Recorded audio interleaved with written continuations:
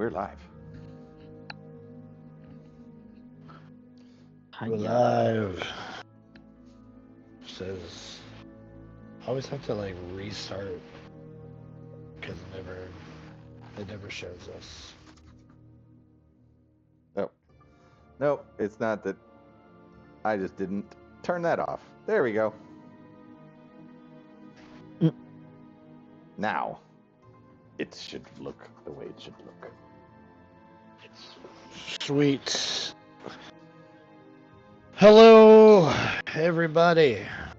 It is Sunday night over here on the Disorderly Decisions channel.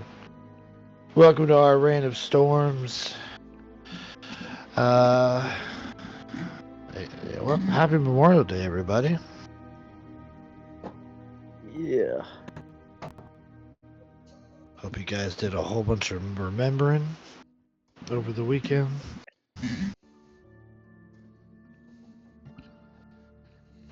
So that's what it's for, right?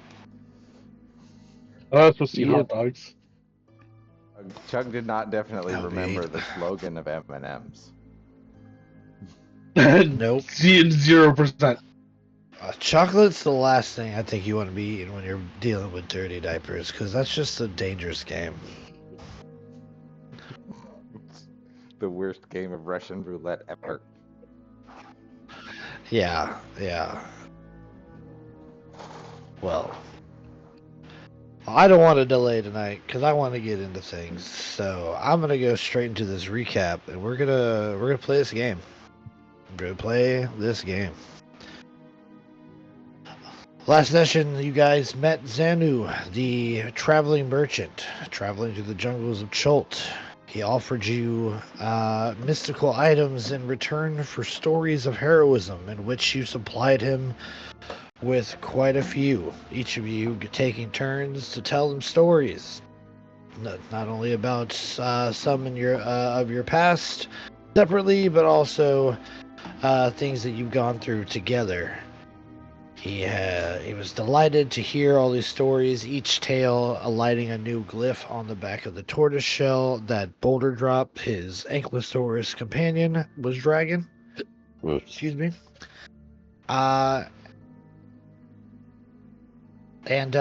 you guys told stories well into the night, until eventually Xanu led you guys to a secret grove filled with a tribe of Chewinga spirits. Spirits welcomed you into their humble abode, and you guys danced around their fire and took part in their festivities, but more so, you took part in their dream sap consumption. You each drank of this liquid and were visited by strange jungle-themed visions that seemed to be open for interpretation as you guys experienced them.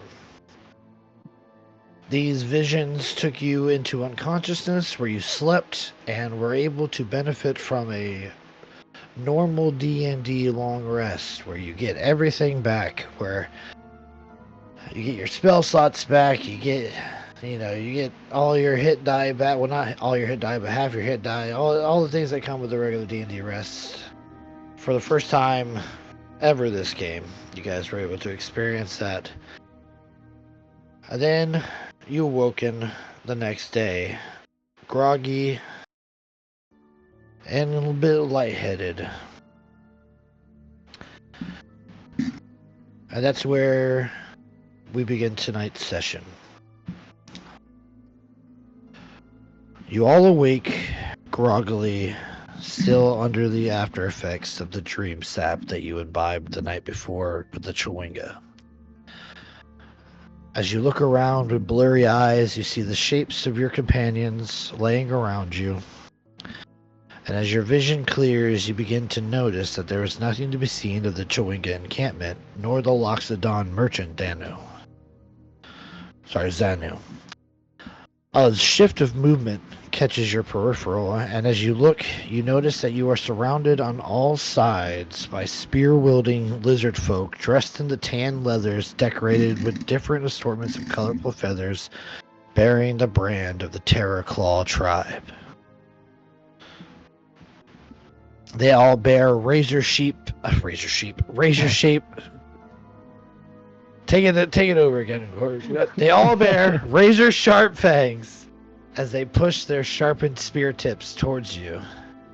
You all instinctually reach for your weapons, but quickly realize that they are not within reach. Before we continue, let's roll our order and our disorder die. Now, guys, hear me out. We just show them the brand. We'll be good.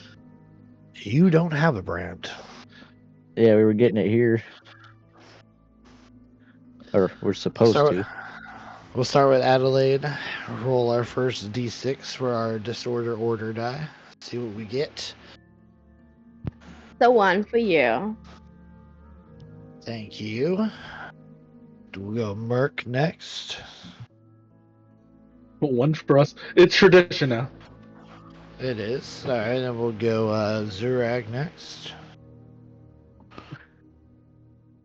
Adelaide, gives you one. I take one for us. Then we'll do Millie.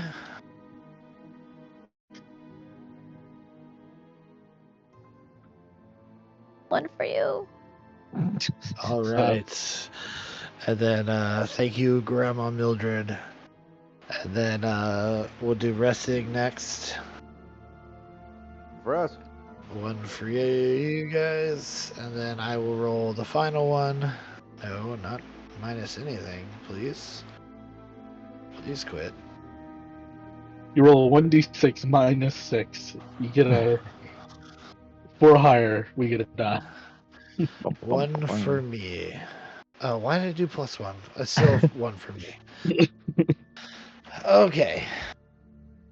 So, now we shall continue, though that's out of the way. As you guys quickly realize that your weapons are not within reach, you're surrounded by all these lizard folk, you feel gusts of wind from above you as a shadow appears. And you look up and you see a brown-skinned lizard folk with streaks of gold gold scales glimmering down their form in the morning, shining in the morning sun as they descend on the back of this winged creature. Her mount lands with a thud, and she dismounts next to it, pauses for a second, and rests their hand on its face. The creature nips at the air in response, and then the rider turns their eyes towards you all. From all around you, the lizard folk speak in unison. You are in the presence of Talon Mistress Raella. To your knees, fleshlings, and hope for mercy. This figure walks up to all of you. I'm assuming you get all on your knees. But Raella... Oh, what? Yeah, are we already on the ground? Yeah, I don't even think we were up yet, were we? Yeah, so get to your knees. Yeah. So Raella pulls a menacing curved blade from her back and walks up to you, Merc, and places the tip of it right under your chin, raising your eyes up to meet hers. Who are you, and why do you lead these fleshlings through our jungles? Speak now while I still have patience to listen. That's obvious. America is the leader. You're the one with scales. Mm-hmm. Merc will go. I'm Murky's Dergak. I'm leading these flesh bags on behalf of the Venturum for one Ephraim Talroa. I think he said his name right. Mm-hmm.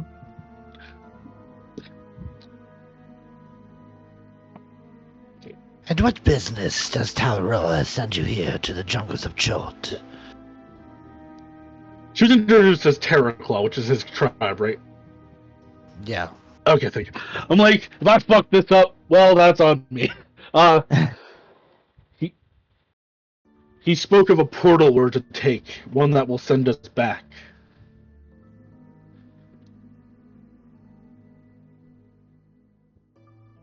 A portal. Well, not. What portal? It's one in possession of your tribe, is what I was told. It would send us back in time. She starts laughing, and then all the other lizard folks start laughing. That fool seems to think that he can send others to chase his myths. What? He's only sending you to your death. Merc will go, that may be so, but you gotta work to live, work to eat.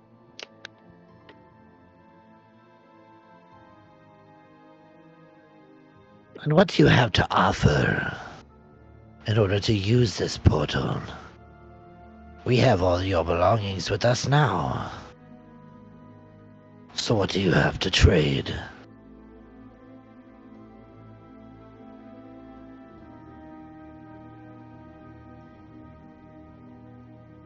We could start with some information, just to get in your good graces. And what information do you think you could possibly have that would benefit me? Will you say these are your jungles? They are our jungles. You have a shaman who's laid claim nearby, raising undead. Her eyes narrow, the slits getting even thinner than they were previously. And what do you know of a shaman? She tried to kill us, threatened us, and claimed the jungles to be hers.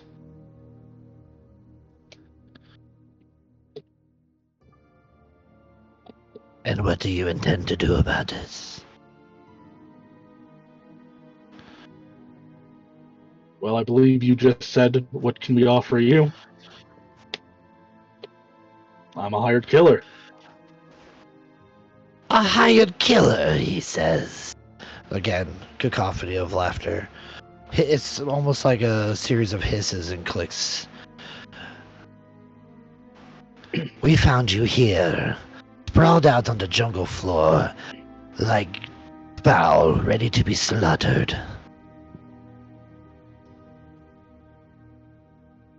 Merc will just kind of go, yeah, it was an interesting night last night.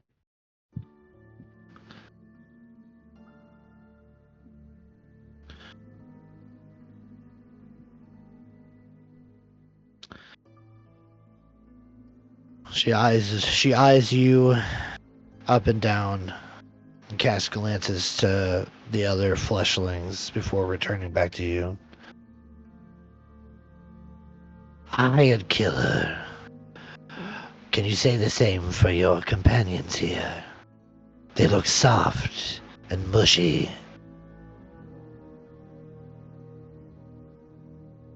Merc will look over at them and he'll go, most of them are casters. Though this one, he'll gesture to Zrag. Orc blood counts for something. Not in these parts.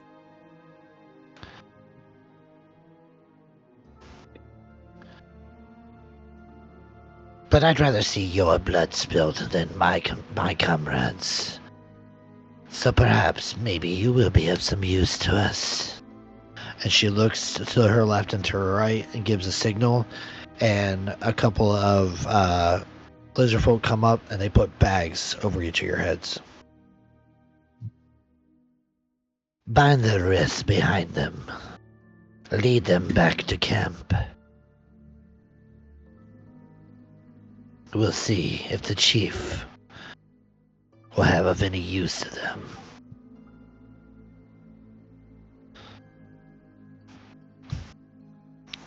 You hear her walk away. Her mount screeches a bit as she mounts it, and you hear the wind flap, and you guys are shoved forward. You allow for it. Out of character real quick, guys. If we decide to fuck shit up now is the time to say it before they take us to a second location.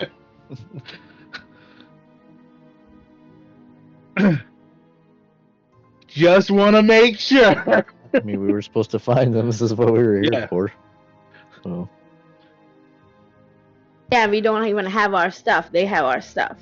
So yeah. Oh, I'm aware. I'm not saying we should do that. I'm just saying don't do it. if How many we're of them are gonna, there? if we were, yeah. There's at least 20. Oh no, fuck that. Zurag, take them. Onwards. Not without a Zorag weapon. has no weapon. He does. Please be my guest. Fight these guys. Please be my guest. Zurag is a weapon. In your path of He the is a beast weapon give you because of his weapons. weapon. I vote break bread and share cookies and milk. I baked a fresh batch this morning. That one there is old. Kill her. She'll slow us down. Millie, you gotta help him up right now. Sounds like the female version of the pervy old man from Family Guy. I'm sorry. I tried. Nah, she's missing. She's missing the whistle at the end.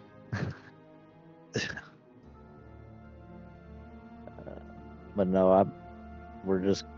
At least I'm going to just go with it.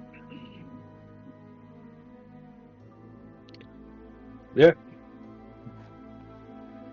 Okay. Resic will oblige. Any- Okay.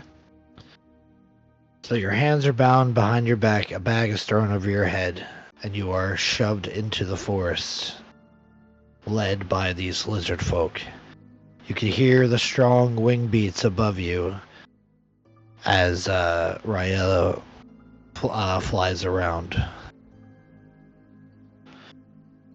You guys are led for quite some time, stumbling over roots and other foliage that grabs at your feet.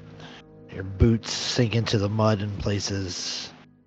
It is a tenuous journey, to say the least. But after some time, you start to feel the ground solidify a bit, and you start to feel yourself rising up at an upward angle. And eventually, you are led into an encampment. You can hear the sounds of activity all around, crackling fires. You can smell the smell of meats being cooked over these open fires. You can hear the sound of lizard folk children, not really playing, but sparring with each other. You can hear the sounds of wooden instruments clashing against each other as they spar and train themselves.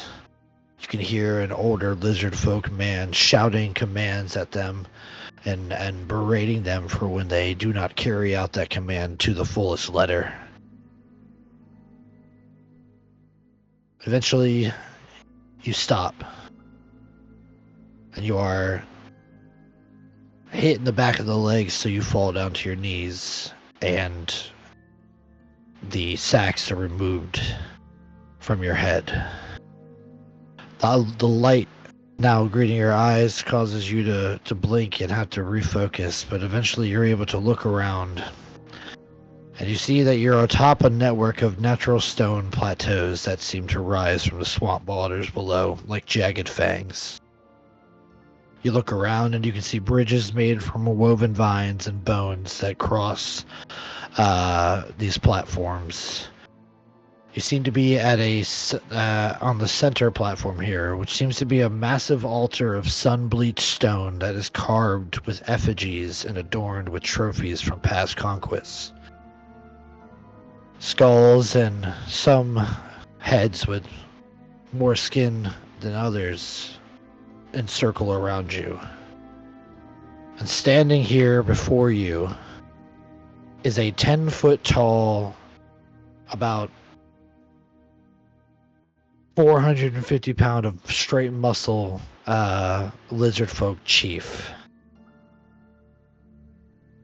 His scales look almost to be made out of metal themselves, but they're a dark green with patches of almost iron-like plating that align from tip to tail. He clutches a impressive-looking glaive made from the sharpened jawbone of a tyrannosaur. Has multiple battle scars on it. And as he turns and sees what Raella has brought him, they speak to each other in their own language. There's a deep, resonant voice that comes from the chief that seems to echo even if he's speaking rather quietly. But after some back and forth between the two, Raella bows and steps back a few paces. And this chief walks by each and every one of you, looking at you almost hungrily.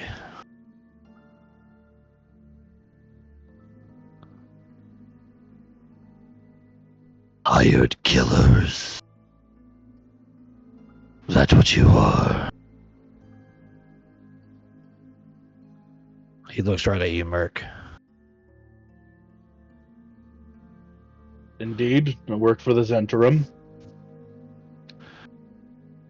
Talroa's foolish organization. The very same.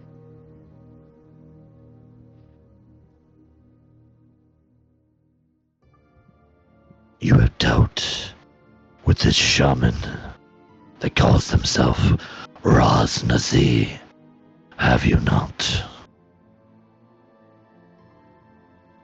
They killed a village of lizard folk. Merc will say the approximate distance. He doesn't know exactly. The Umbra Claws? Or did you want to change that? It's whatever. Sorry. He killed Merc. Yeah. What's up with the code? No. Indeed. This shaman has been quite busy slaughtering my brethren. Even though our tribes do not always see eye to eye, we have an accord. And this Raznazi threatens all.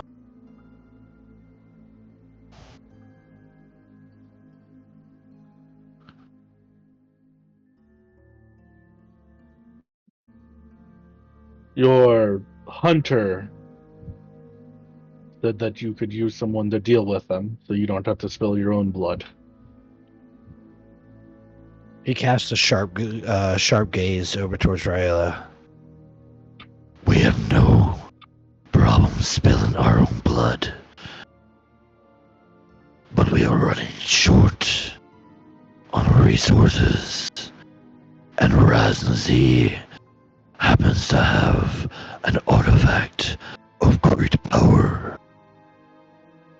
An artifact that belongs to my people.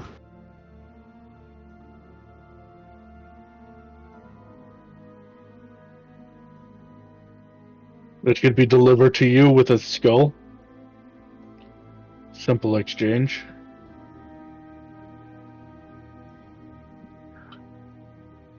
And for an exchange, you want access to our sun tyrant.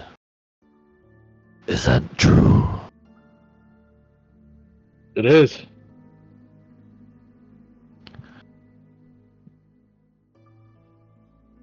And what do you seek from the sun tyrant? Ifren has us seeking out an egg.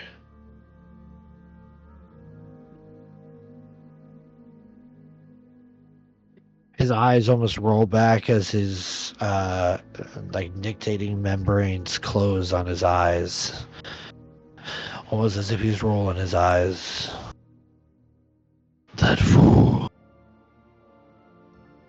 The Sun Tyrant would never allow it. His wrath would be great. This world would tremble. It would split open as the might of 1,000 volcanoes converged to burn this world to ashes.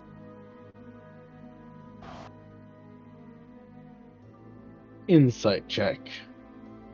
Does he believe what he is saying? Good. We're not great at these. 13. He wholeheartedly believes what he's saying.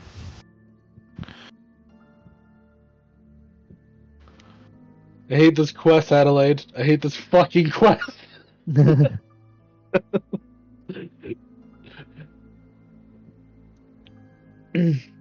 Merc will go, well, once you send us over, if we die, we die.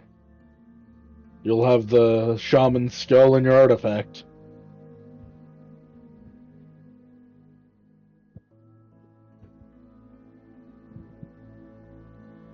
You must be tested.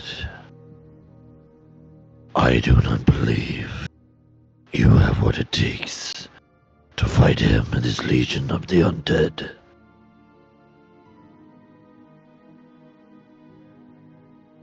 Bring them. He starts to walk away. And you guys are lifted up to your feet and shoved along, following him.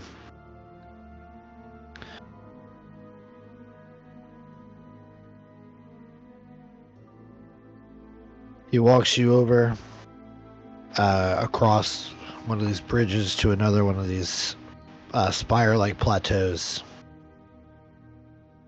It is decorated very simply. There is a circular ring that is encompassed by stones, each of them carved with ancient ruins. Enter and test your might.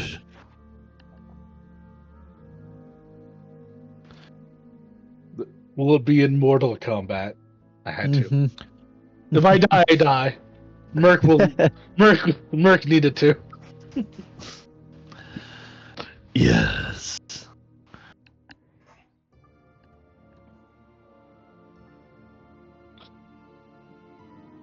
Merc will nod. No enter. Oh, fists. Fun.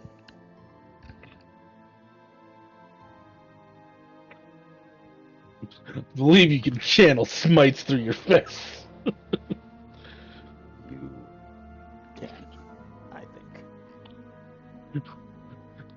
About to show them what Bane means.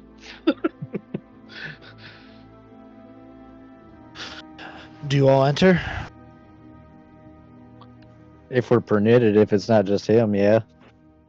Yeah, Oh. they want all of you to enter. Okay. Is it a Yep. one-off thing or the whole party goes in together? Whole party goes in there. All right. Yep. She is frail. She will certainly die. I'll be right up front with Merc.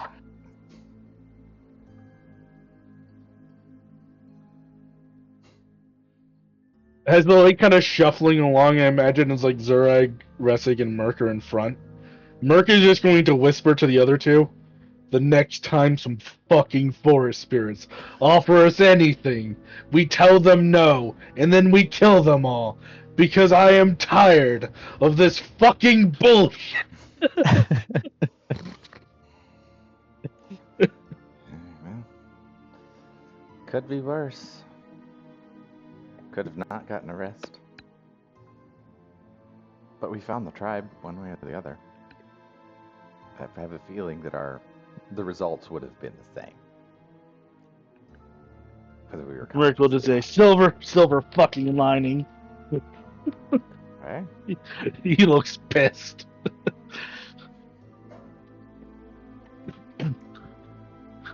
Best night of sleep he ever got woke up to spears.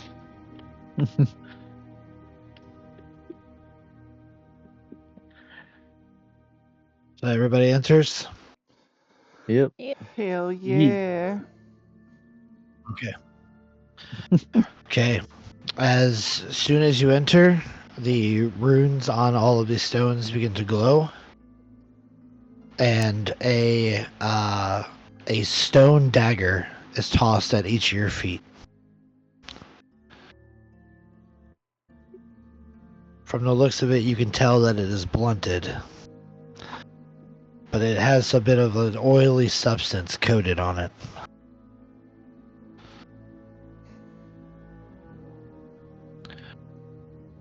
Pick up your weapons and begin.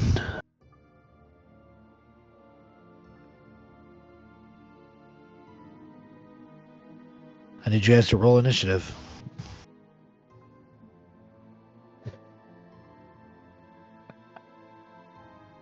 Okay.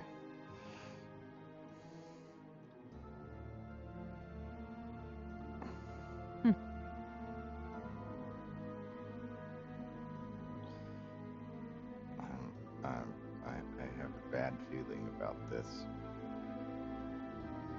Yep. Oh, good. I'm gonna use what the people call in the business an order die. The business.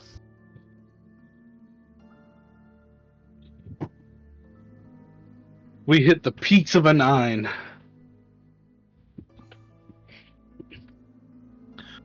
Okay. Let me change something real quick. So we have our armor and stuff on, but no weapons? Or are we in just clothes? Yeah, you have armor on. Okay. You have armor on. Just no weapons and stuff. Okay. Does that include the shield? No. Nothing that can be held but your hands. Okay. Just your regular. Unequipped shield.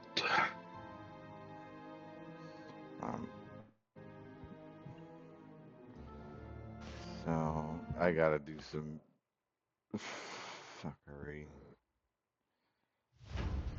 That armor I got was a breastplate, right?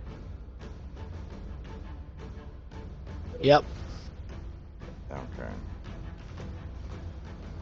For now, I'm just gonna throw one in my inventory and then switch it out.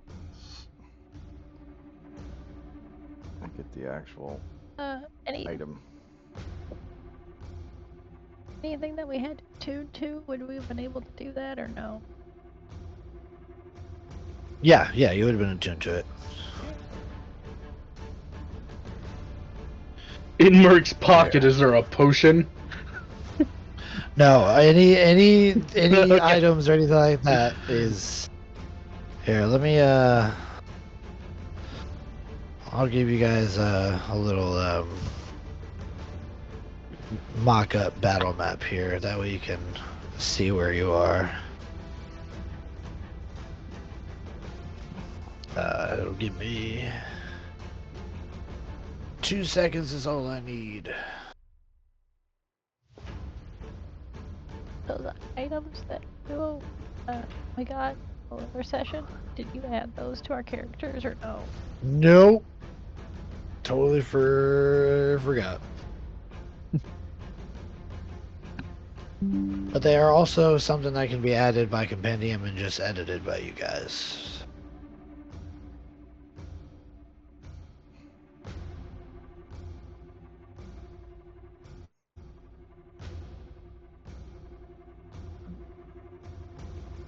So we can't cast spells either because we don't have the components on us. Yeah, you don't have anything like that on there. Whether or not you can cast spells, you're not quite sure.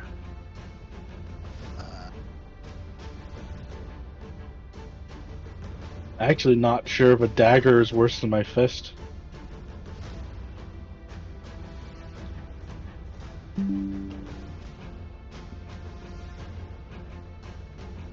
You get the idea that you need to use the dagger. Okay.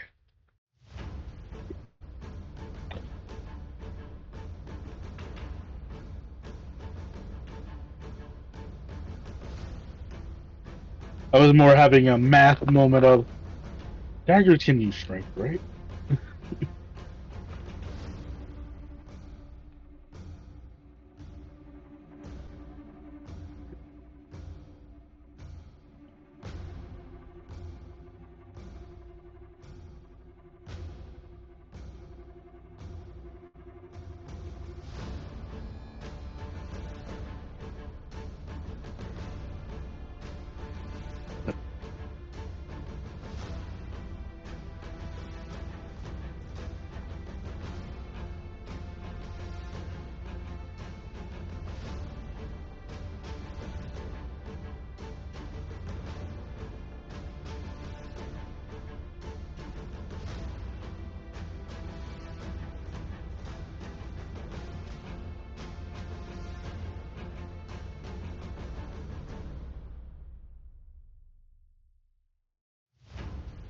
Okay.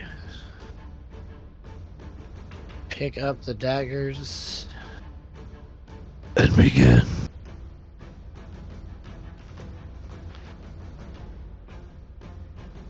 That's what Millie, I you are thought. first. Mm-hmm. No, Zarag! We got a chance, guys!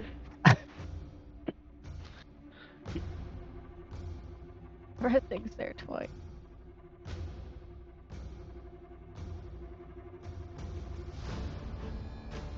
Each other. You have two Resigs there. Lizard folk gather around. Do I? Yeah. Oh shit. No, How'd that Zarag, we're happen? Kill the safe. big one! Kill it!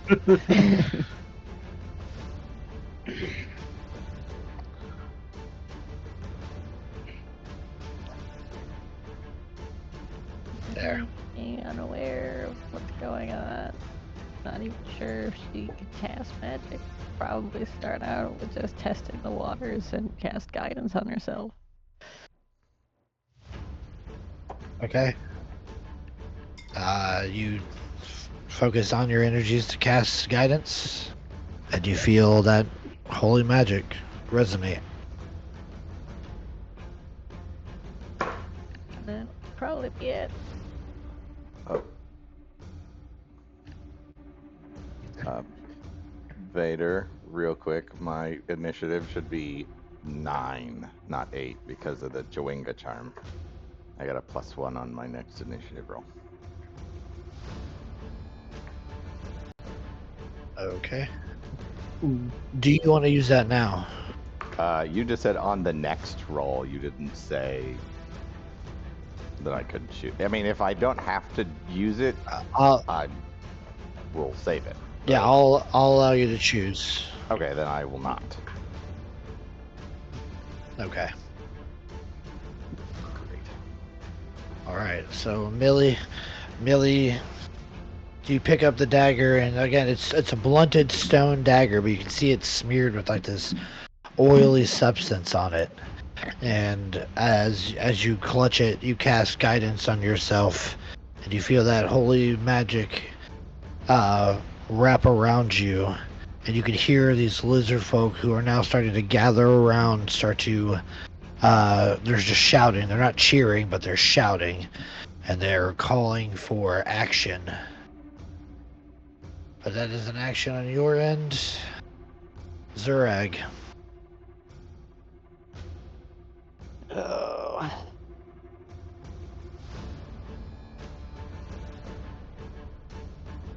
Oh. Zarek is not willingly going to fight his own companions if he's getting that idea.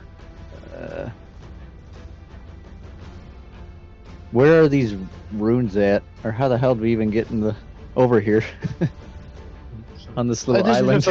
This is just a mock-up. Don't pay attention to anything else. Okay. Anything else but the circle you are on.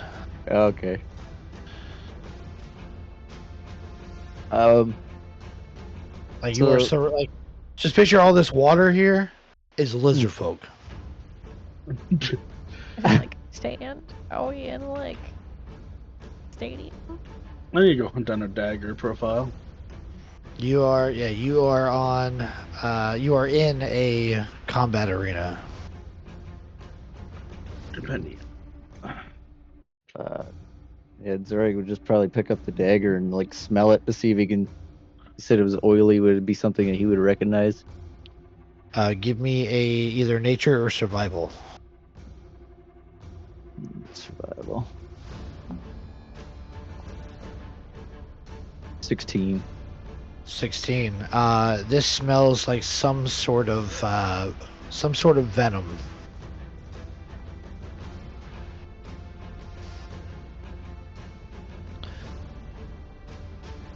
If you want to taste it a little bit, I can give you a little bit more. But that's all you get by smell.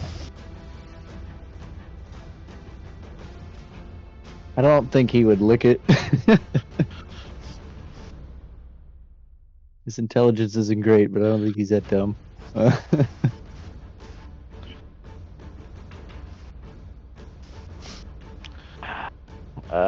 Man, this. Would he be able to see the runes that lit up? Yeah. He's gonna take a swing at that. Okay. Go ahead and make a strike.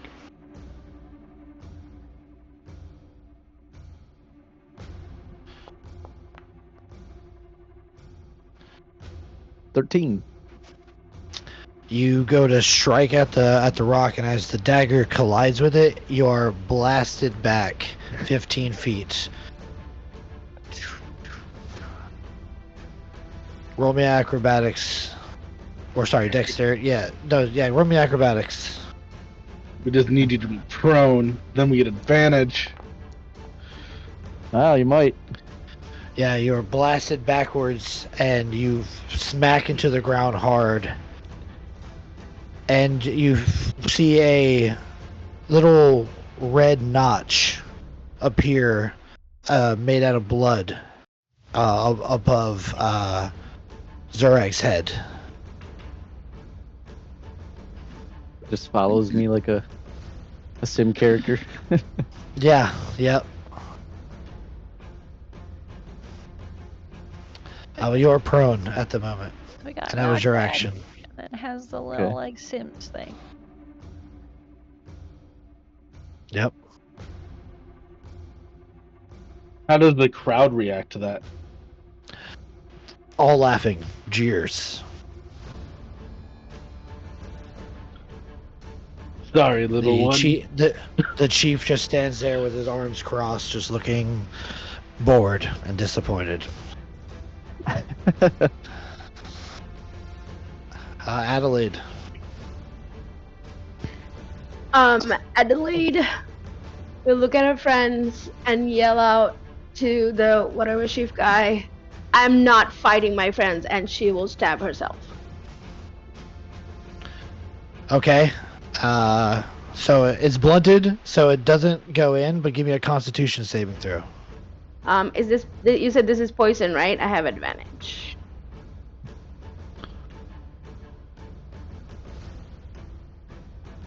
Where is my sheep? God. Sorry. Con save. That's a dirty 20. Dirty 20. Okay. So as you stab yourself, you feel this coating rush into your system, and you feel an overwhelming sickness almost begin to take you. But you are able to steel yourself against it, but you see there is a mark similar to Zurag's that appears over your head.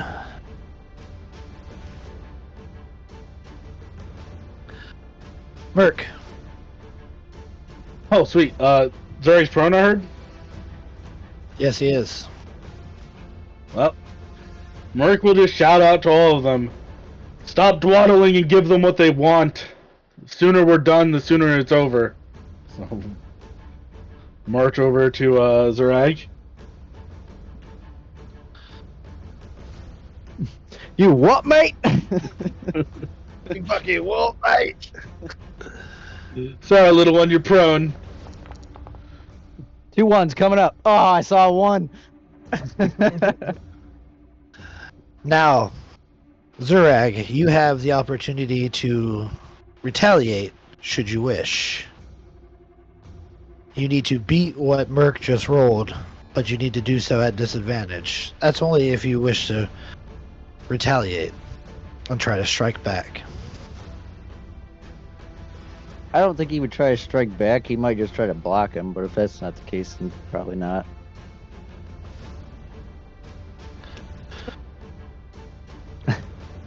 Okay. Well then, you get struck, and I need you to make a Constitution saving throw.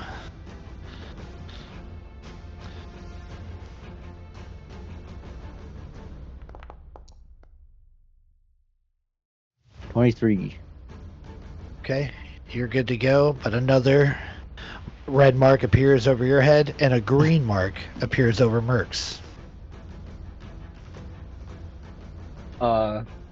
Attack the second. 1 attack. Oh, okay. Ignore that roll then. Yeah. Combat's a little different if you haven't caught on to that yet. Alright. So that'd be Ressig's turn. I was gonna shield of faith myself. I won't. Okay. All right. In which cardinal direction would the chief be located? I guess south.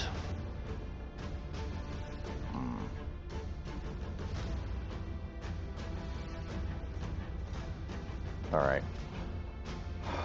Oh, I don't like this at all. At all.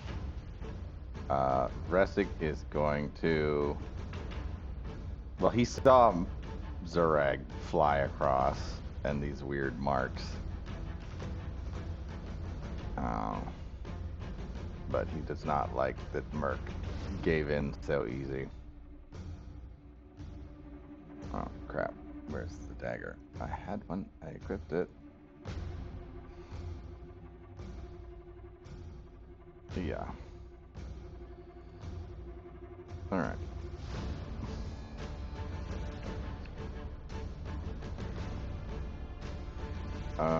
Giving a swing at Merc then.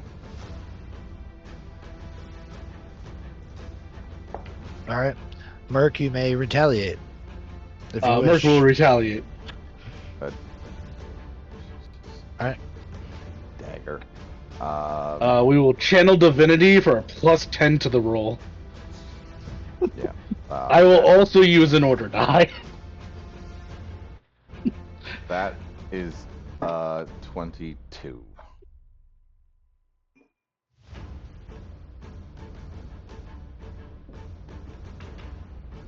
You gotta beat a 22, Merc.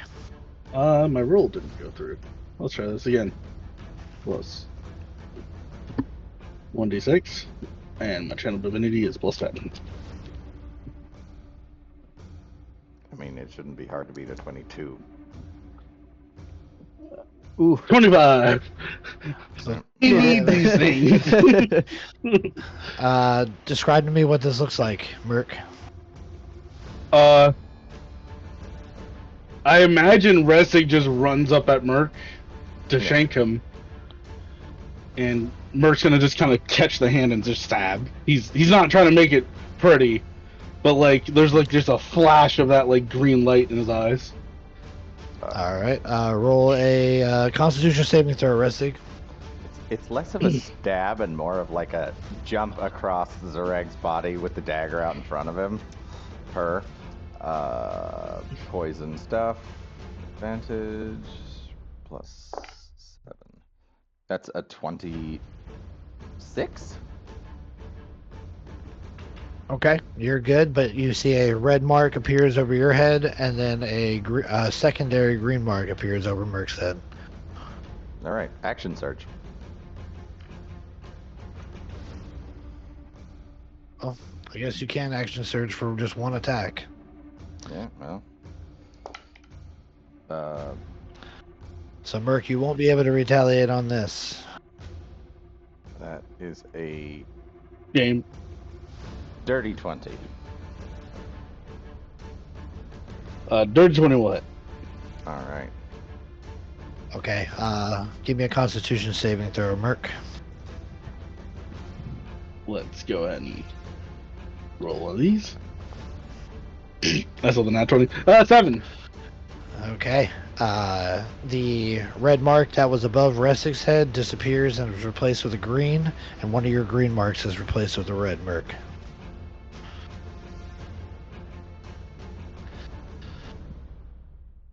All right, Millie. Get in the stabbing pile, Millie. Little jabs. Little jabs. Would Millie notice if anyone was actually like wounded, or is it just like the marks? Oh, there's wounds. There's blood being shed. But it seems to just like, as soon as it leaves the body, it goes up into the form of either a green or a red mark.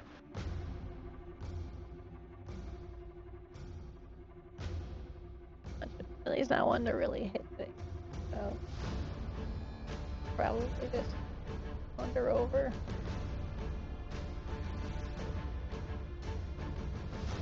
Look at the rag on the ground and just be like, she'll probably cure wound him just to be like, make sure that he's okay. Actually, Okay. was I supposed to take a certain amount of damage? Because Nope. And as soon as you go to cast that spell on somebody else, no effect.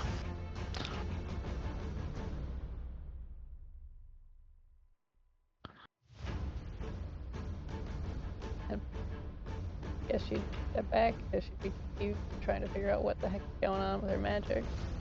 I'd like to stab Millie. Go ahead. Millie, you can try to retaliate. You see Merc is going for you. Can I retaliate against Merc? No.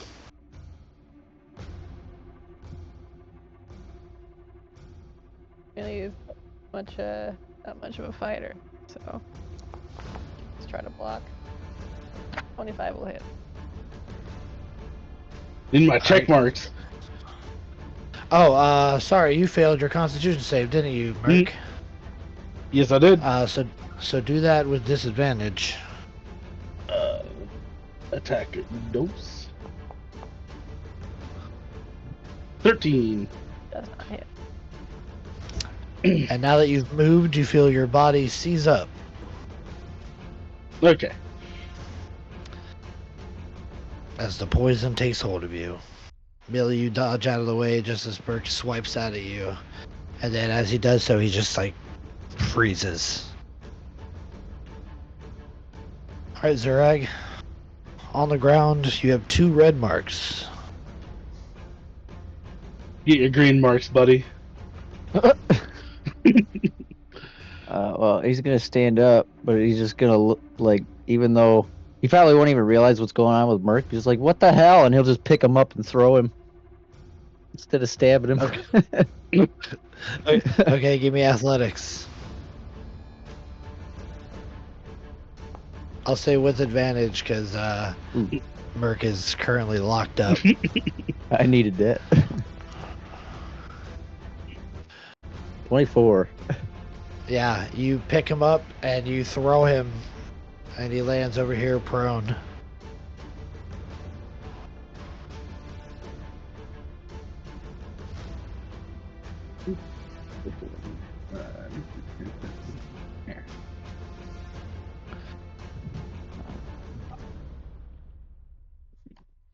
But yeah, he doesn't want to stab any of his friends. That's probably not going to happen.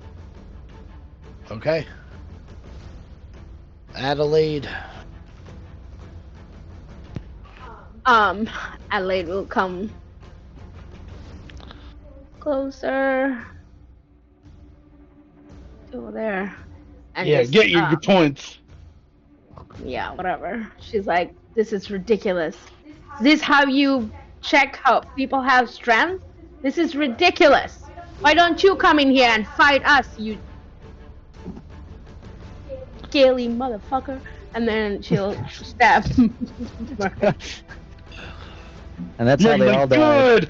good! Piss them off while I'm paralyzed! We win! Okay, so how much do I add to this dagger? Well, you do it with advantage. Yep. What's Dex? That's showing you plus strength.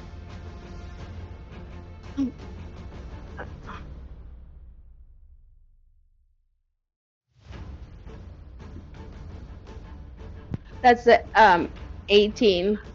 18 hits. Okay. 21. Roll another con save there, Merc. Yes, sir.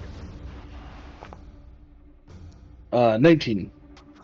19. Okay, you're good. But your green mark disappears and appears over Adelaide's head, and now you have another red mark.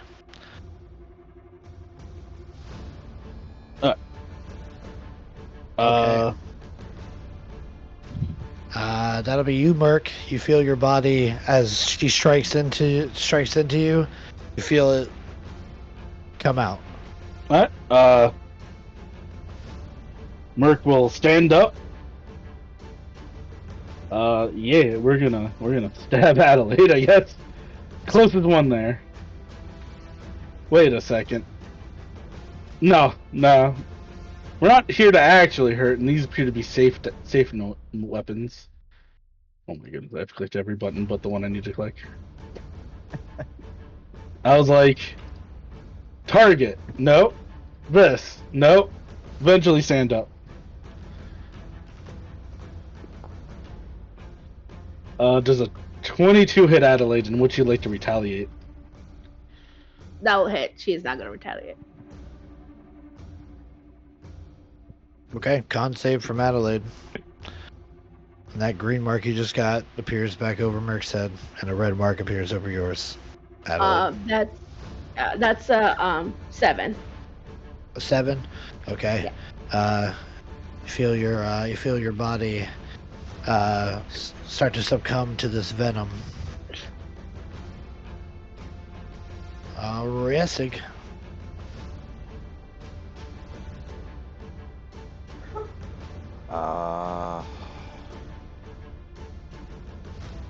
Yes. Yeah, he's gonna. Nope, not that. I need that. Step up and seeing.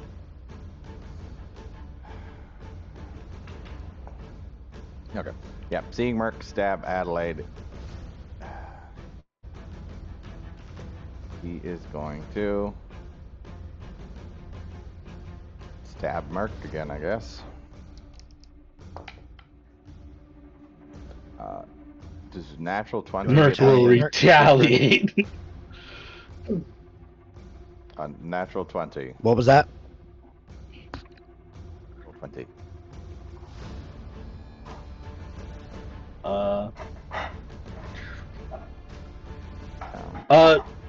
Would this be up for a total of? Because I do have Channel Divinity for plus 10. No, you need a natural 20 here. Go, dice! Ressig is getting you good here. No. Not a natural 20. Yep. Oh yeah, I was gonna say, I have inspiration. You could use it. I'd like to draw from the deck. Ooh. The deck. Maybe one of the inspirations makes my opponent reroll. Let's find out, shall we?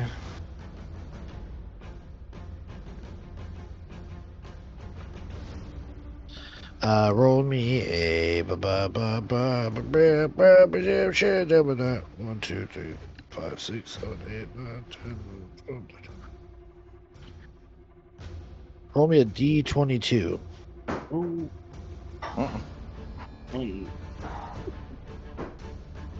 I rolled 2. A 2.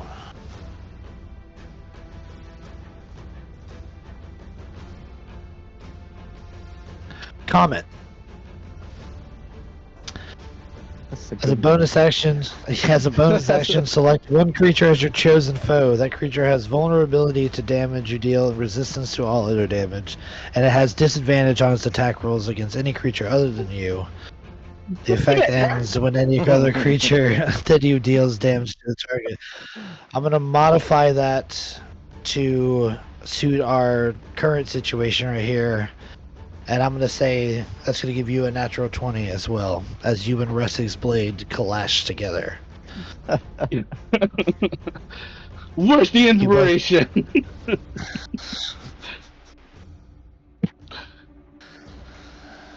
I need both of you to roll con saves.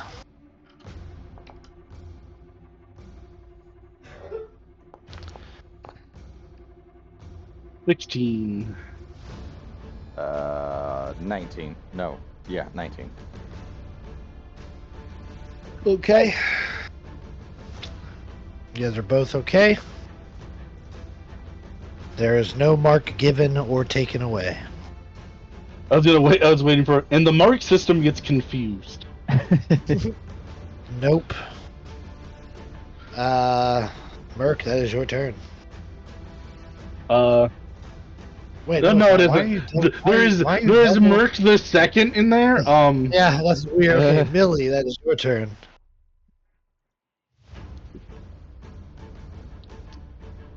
Millie, is gonna see what's going on. Notice poison stuff obviously is affecting people, and she's gonna test the waters a bit with some stuff. After having that rest with the little guys, she got a new special power. She's gonna move up a bit, and she's being as Merc is the one that's being the most aggressive. She's gonna cast Prestidigitation and clean the poison off of his knife. I like that. Creative way to use the spell.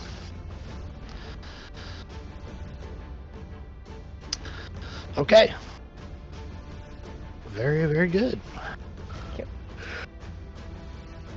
That'll be Millie. Merc will go, I was using that! Though it does seem in good humor. Merc will just be like, Millie will say, it's just clean now. You could still Everybody use it. Everybody give me perception checks.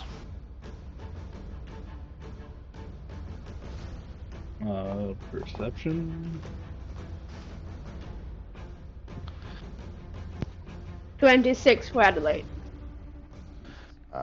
Dirty 20 for Resic. 14 for Millie. 11 for Mark. Okay, Adelaide, the jeers and stuff that are coming from all of these lizard folk, like, watching you guys, is not because of lack of action. There's definitely been plenty of action. You guys have been striking at each other left and right. With a 26, you get that seems to be the problem. And you look over at the chief, and he's just looking down at you with the most, like, distasteful look at your whole party. Like you guys are disgraceful.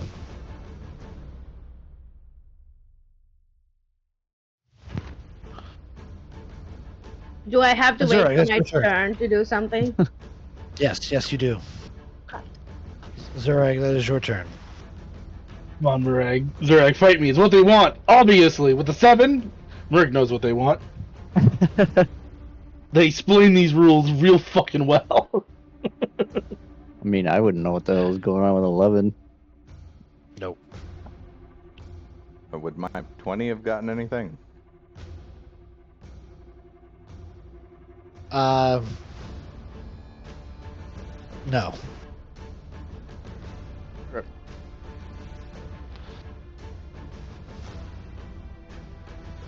Um.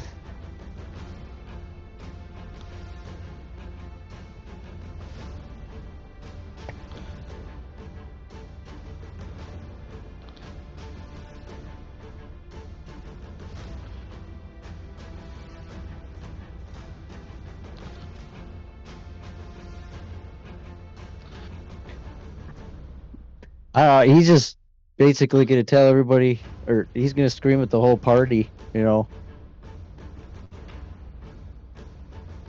we've been traveling together for this long. We shouldn't be made to kill each other, and it's not gonna happen. If anything has to happen here, I want you all to attack me, and he'll just throw his blade straight into the ground. Okay. He'll just look at the chieftain and just say, "This is bullshit. Give us something to actually to fight. We're not fighting each other." Chief doesn't say anything, but he does cock a curious eyebrow as you toss your dagger down, which is the first facial expression that he has made this entire time, besides the look of distaste. Adelaide, that is your turn. She will yell out to her friends. I'm not fighting you guys. We should not be fighting each other. We are stronger together. Drop your weapons. And I will surrender to... What's his name? Tyrone. Oh, I keep forgetting the fucking name of this guy. Ifren Tyroa. That's the guy. Talroa. Tyrona.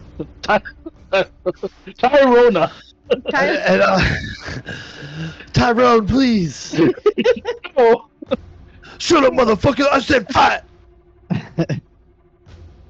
I'm not gonna let you guys fight over this stupid quest. Just stop.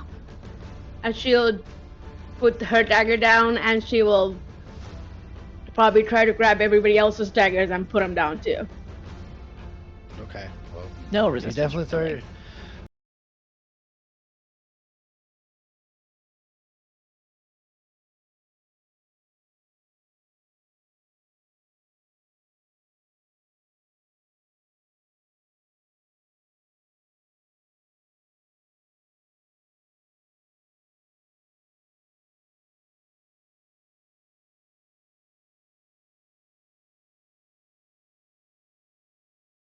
Literally surrounded in all places. In the four cardinal directions, they're a little bit taller, but there's literally stones all around that form a circle around you guys.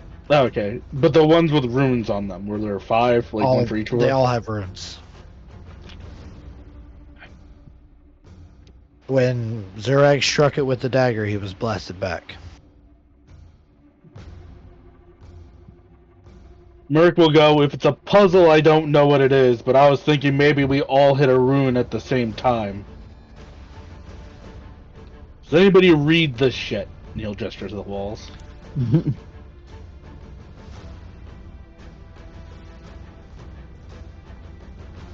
Do any of you read Primordial?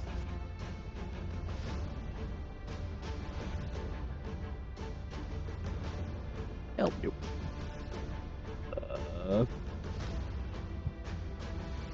Common, Dwarvish, Elvish, Orc, Undercommon, and Draconic. That's a no here too. Common, Elvish, Giant, Goblin, and Halfling.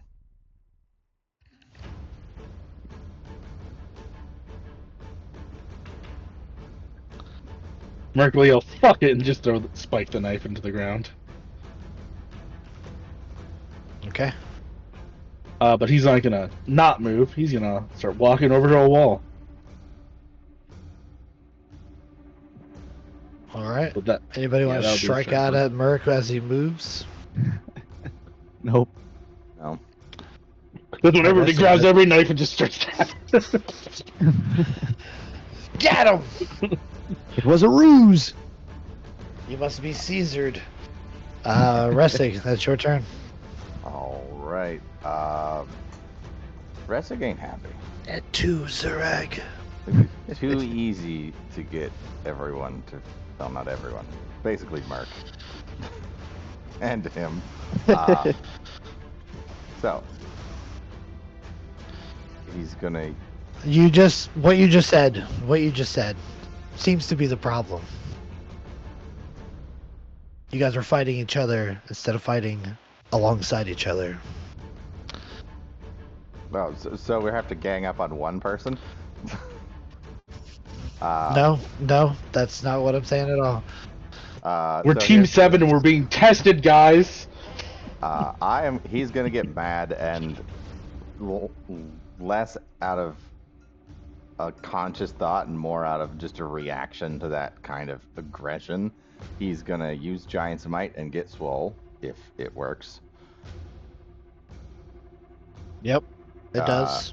He is going to, with his movement, run as far south as he can and still get line of sight on the chief and just chuck the dagger at him. Yep. Okay. As you chuck the dagger, it hits like an invisible field and bounces right back at you. Go ahead and roll me a con save. Coward. Can Merc intercept it? 19. You can try to smack it down. Not smack it. Merc will stand. Oh, yeah, well, yeah. You'll try to smack it down. 26. Or... You gotta beat a 26.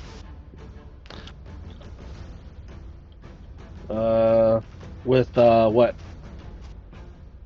We'll call it a dexterity. Natural 20 or bust. Let's go. That's 6. Yeah, you try to smack it, but you know, Restig is just towering over you at the moment and tosses it, and you watch as it bounces back and hits them.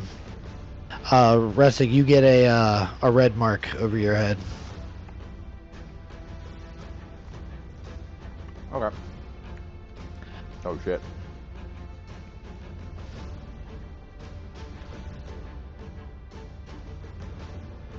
It's maternal. Okay. Billy. So if they want to just test us, see what we can do. Billy would probably just cast light on the dagger and then put it into the ground, like in the center. Kind of like just place it while it's shining, so they can really see that she put it down. Okay.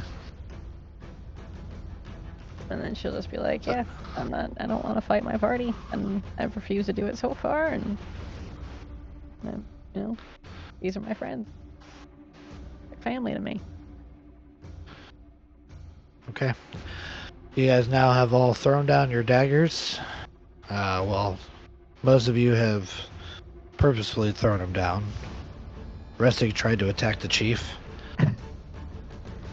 But, you are no longer armed. The test is still in effect. This is the first act of solidarity you guys have shown in a couple seconds of this test. But you're not showing the right one. So Zurag, your turn.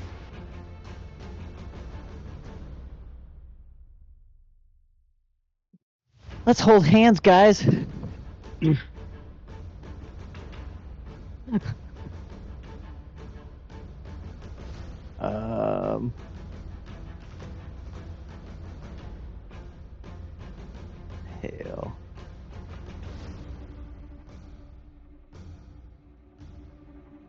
What if instead of striking the rune, if I just go up and touch it?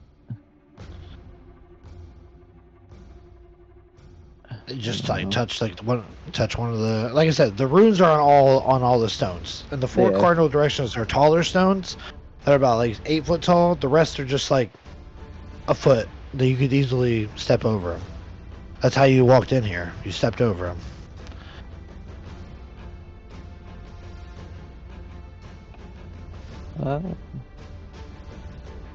Do we shout out to each other now? Sorry that we're basically not fighting each other. You can talk amongst each other. Alright, you were just going to say something. I was just going to ask, Ressig if I could climb up on top, try to get to the upper room.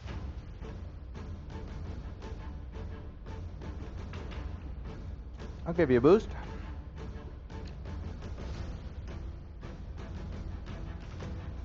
But he would try to do that if he'd let him climb up him. Okay. You know, he can't read shit. You climb up, and what do you do as you climb up on Ressig? I guess just try to get a better look at the higher up rune, or see if there's, he can do a perception check and maybe he can see something from his vantage point. Okay, give me a perception check.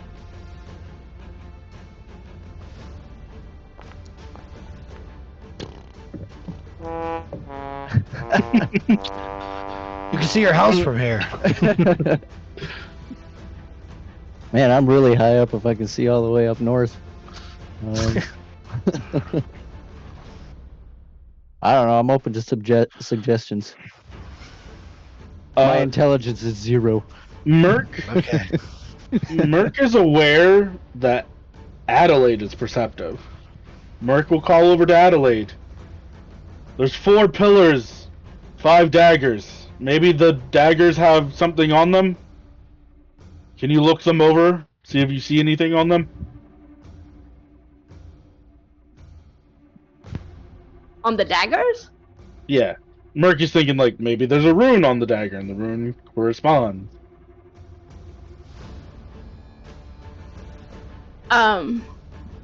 Yeah. She will, well, I can give you that down for free. There's nothing on the daggers besides that oily substance. Okay.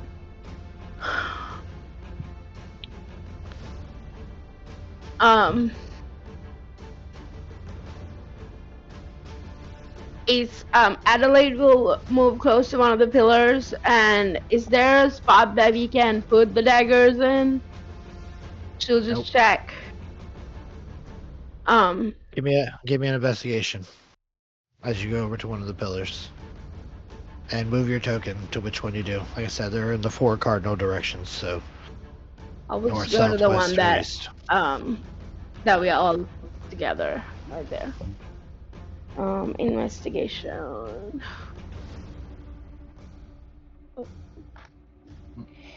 That's a 14. 14. You don't find any recesses or anything to put anything in. This rather smooth stone, aside from the carved runes placed up against him. It does not seem like the daggers have anything to do with you getting out.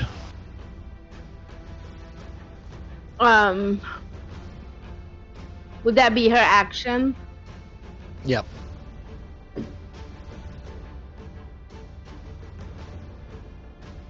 We could talk in between rounds, right? Yeah, you can still talk. Do you think they just want us to prove that we're willing to, like, fight together to fend off whatever it is that we're fighting against and are willing to die together if that's what it takes? Maybe we need to defend ourselves against something that's not here. Cumulatively together.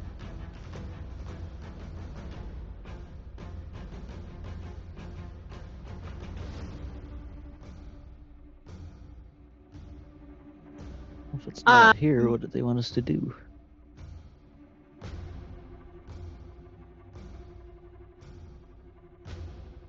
Can Adelaide yell out to the crowd? What the hell do you want us to do? We're not fighting each other. You can't make us. This is not our first time. We have come a long ways. We've fought many things. We fought giants. If you really want to test our strength, give us something strong to fight. We're done fighting with each other. Or let us just go. The jeers die down a bit, but there is no vocal answer in response. The chief looks at you guys as if he's waiting and getting quite impatient.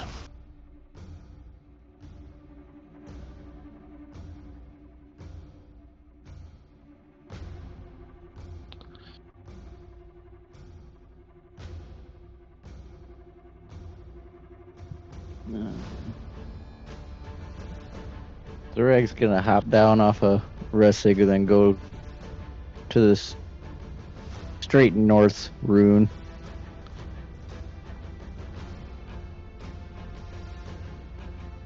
And just stand there. Okay, Resig, what do you do?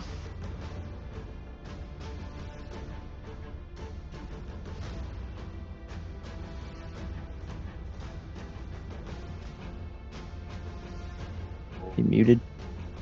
I am. Yeah.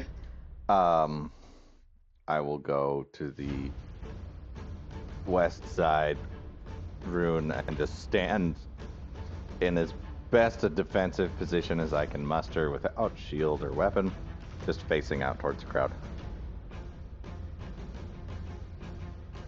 Okay. Merc? Guess we're gonna try the formation. Yeah, Merc will go over to Rune. Okay. Adelaide and Millie? He'll just stand in the middle. Well, I'll go to the rune. Okay. All of you give me a insight check.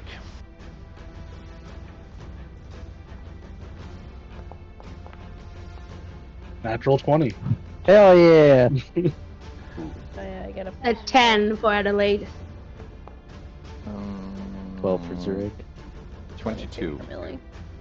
22 for Resig also. Okay, so Millie, Resig, and Merc almost have the same feeling at the same time. As you guys approach these runes, it's almost like you can feel that invisible barrier more so like stronger at this point.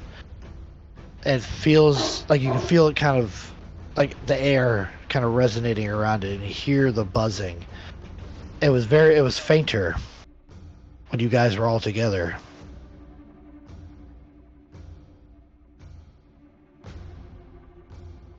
Get as Merc far will go. as possible. As No, well. it strengthens when we're far apart. Merc will go. I actually think we have to group up, hold hands, and walk out the door.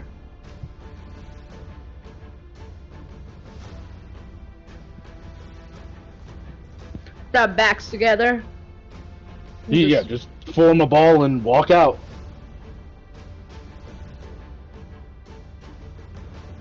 Tell me what you do. Fucking Wizard of Oz this shit. Hold hands and skip out of this motherfucker. Yeah. Can we try that? You want to hold hands and step out? Yes. Okay. So you guys link arms, step right over the rocks, and outside of the testing grounds, and right up to the chief. Asshole. And Adelaide casts Tidal Wave. And he casts Power Word Kill. I guess we choose Merc.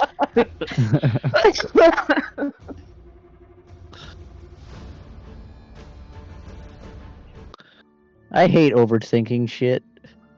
Absolutely. It's just the worst. Underthinking also hurt there, though. Yeah.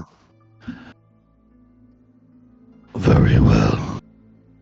You will pass the blood trial of trust. Your hunting party is your barrier between life and death. If you cannot have each other's back until the very end, then you will not survive. You will not survive against Raz Nazi, and you will be burned in the flames of the Sun Tyrant, if that is what you wish.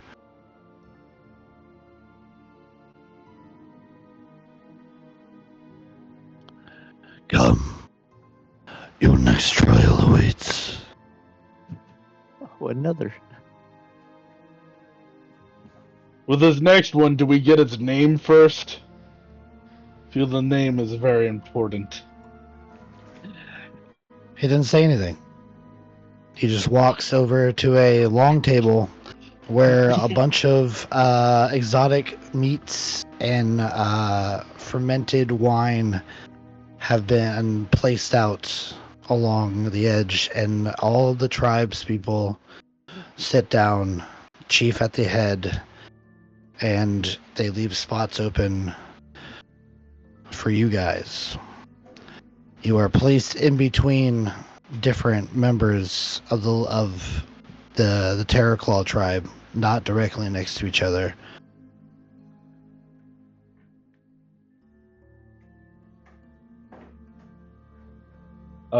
Is there any discernible features about the people we're next to? No, there is not. However, you see the person pouring this wine. Let me find my notes here. Where are you, my friend?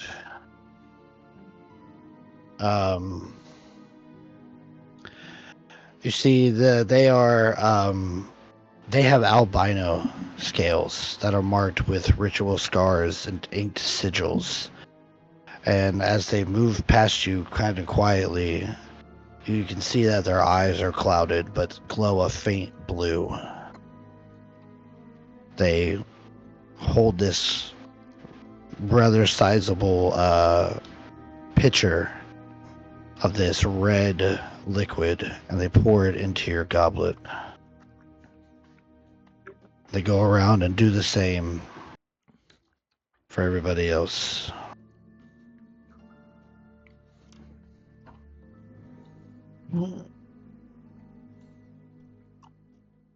Begin.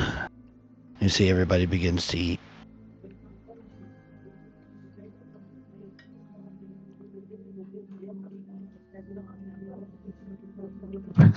And then there's disembodied voices. Alright, was that me? Yeah. Disembodied voices from NASCAR. From NASCAR. They're making a left turn. You're making another left turn. What an idiot, he made a right turn. You said feast, and my body said, you know what I have? Ice cream. Go get it right fucking now. Damn, ice So cream. I came back with a bowl of ice cream. What kind of ice cream? Peanut butter ripple. Okay. Very nice.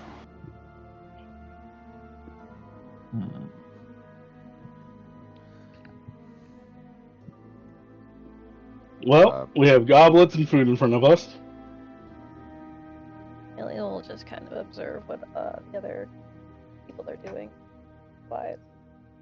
Yeah, is there anything they're avoiding eating?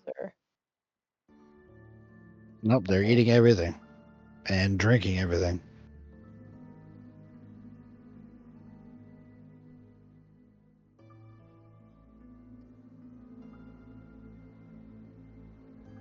Is there any amount, like proportions? Is the chief eating as much as the lowest member of the totem pole? Yes. What is there to eat? So like, It's all like exotic looking swamp meats, things that you would find in the swamp. There's gator, tropical fish and birds. There's snails, toads. There might be a little Cajun style. A little jambalaya.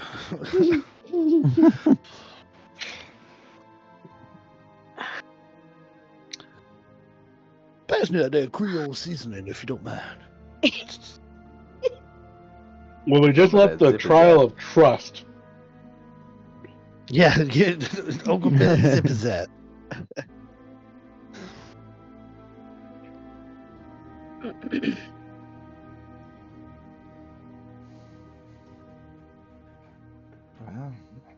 Um,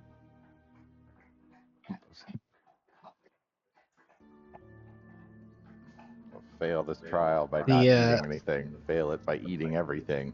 Yeah, they're all like these people next to you are like looking, casting glances at you while they eat, and like the air on this table is starting to take a shift.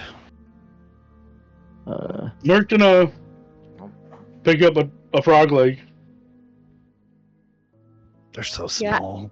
Adelaide will pick up something too. Zareg will try to keep pace with the two people next to him. Yep. Resig will grab the nearest thing and just start eating. Chug down whatever that goblet was. Okay. And we would take something too. And then she'd probably like look at what's in the goblet. Kind of like swirl it around. Like, you know, how you would if you were like trying to see like a fine wine. Take a sniff, see if she could tell what it was. Okay. Give me a nature roll.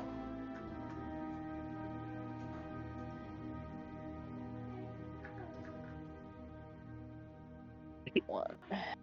Doing great. It's a fine chateau.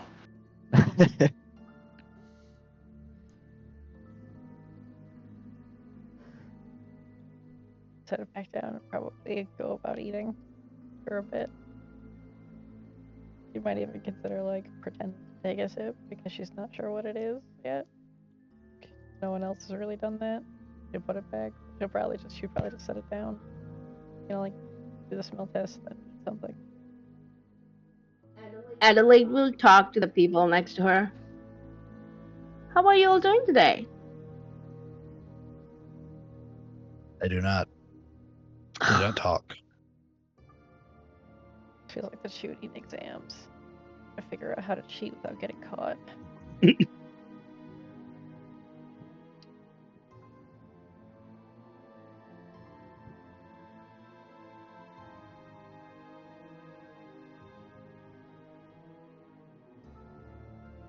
Merc is gonna ask anybody if they're particularly hungry. There's no answer as they ravenously tear apart the stuff that's at the table. Between handfuls of food, they'll wash it down with whatever's in that goblet. We all have the same stuff in the drink, like everybody at the table. Mm-hmm. Yep.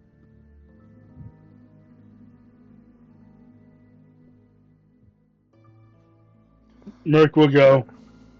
We're either gonna overthink this, guys, or underthink this. I say we eat. Don't look a gift horse in its mouth.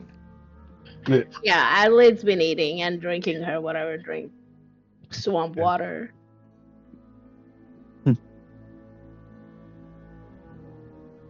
Will anybody else check and see what it is after they drink it? No. Hey, he's got resistance to poison. He's just rolling with it. Yeah, no, wait. Whoever's eating and drinking this, you're just locked in. You don't even hear Merc speaking. You're just eating. It's a good time to recognize that Merc could have at any time. What, protection of good and evil? No, detect poison Or and disease. detect poison. That tracks. He will not cast that spell. Okay. Because, well, it would be He'd have to pull out a U-leaf, which I'm pretty sure he doesn't have. And then proceed to go over their food. But at the other end of the spectrum, fuck it. Yeah, I will cast that spell, actually. League of Hell.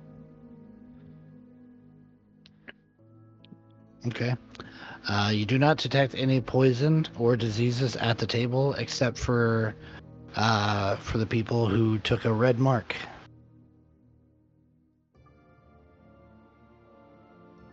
Who are not currently eating or drinking.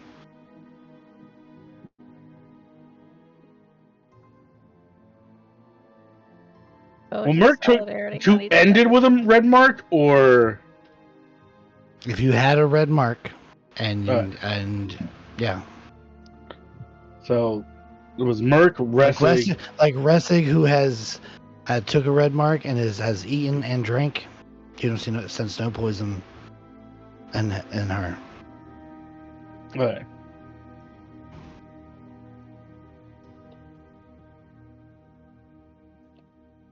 So, do I sense it in Adelaide? Who didn't get... No, she got a red mark. It would be Millie who didn't get a red mark. I got nothing.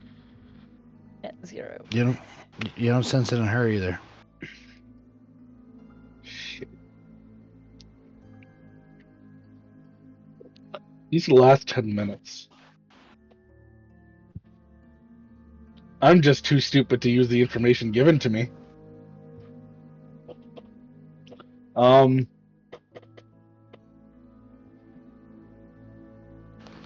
Well, you know who received a red mark. Yeah, Merc received one, Adelaide, Zarag, and Ressig. Okay, and the only two people who told me that they're eating and drinking like everybody else has been Adelaide and Ressig.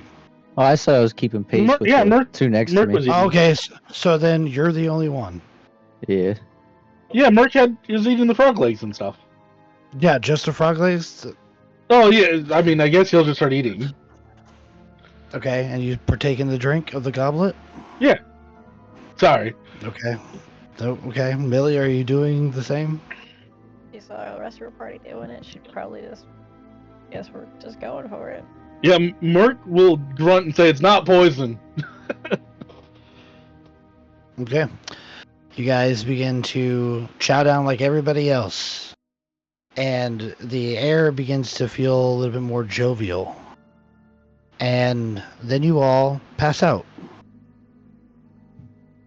Wasn't poison though, guys. And again, drink some shit and pass out. There's a familiar feeling as you guys begin to have visions. Except you're not in a separate vision. You are in a collective vision with all of the Terrorclaw Tribe. And you look towards the head of the table and you see the chief, but the chief looks much younger than he was. Way less scars than he had. Everybody around looks to be more younger and vibrant in their younger years. You can tell that you're now sitting down to dinner with the first iterations or earlier iterations of the Terrorclaw Tribe. Even the landscape around you seems to be different. There's a gigantic beast, a horned beast, sitting in the center of the table. And you're all picking from it, ripping off slabs of flesh and bone and gnawing into it. And the eyes are glowing that faint blue glow like the albino lizard folk's eyes. This. Say what? Arcana check. Sure.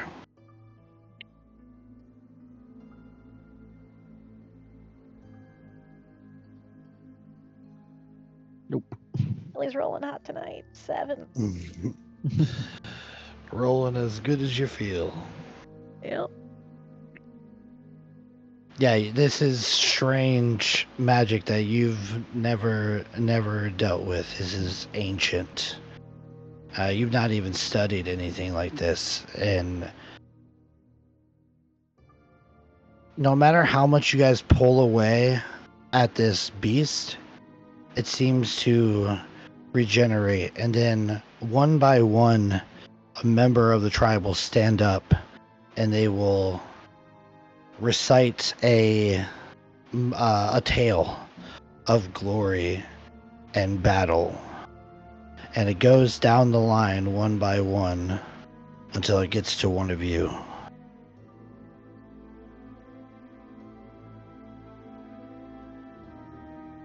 And then you remember a similar feeling of telling tales with Xanu.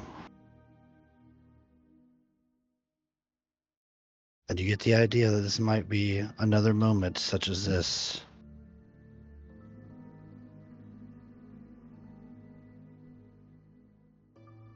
If it gets to Zureg, he'll just tell a tale of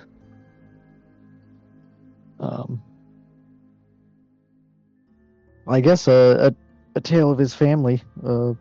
Maybe that his mother told him when he was a kid about her triumphs.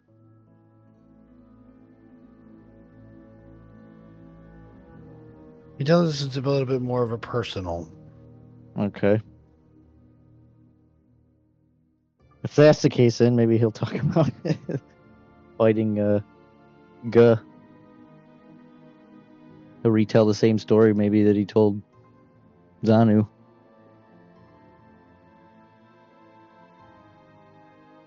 There's a whisper in your head.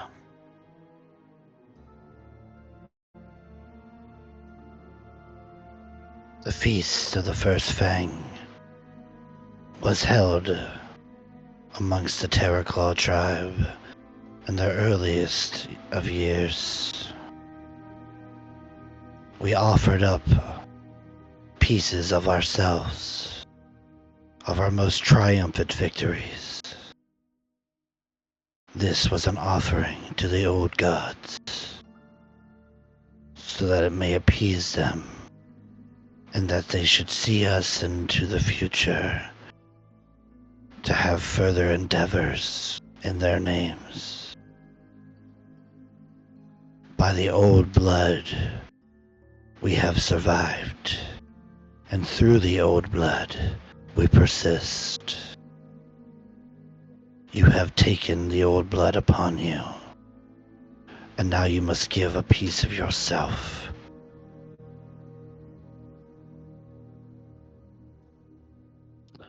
So what I'm looking for here, you guys, is a moment in your life, and it doesn't even need to be something that's happened in session, but a moment where you felt that you have triumphed over the most difficult moments in your life.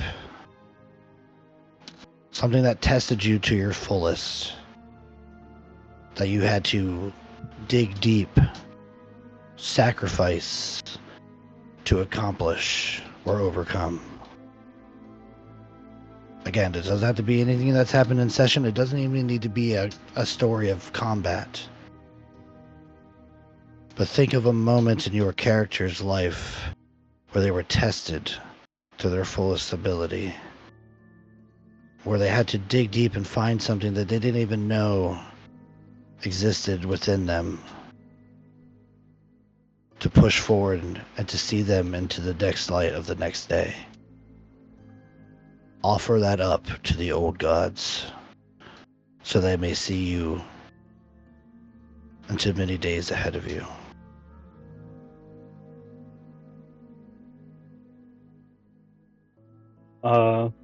Yeah, Merce got one. He'll rise, and he goes, "You want me to give something to your old gods? I've already given enough to mine.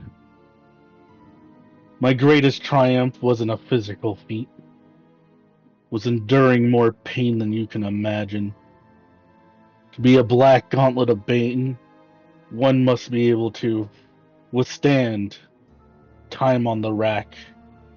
Their fingers broken, their arms broken, every limb, every bone. Do it again and again and again for months, to show your devotion, to show your will, is all that matters in this world.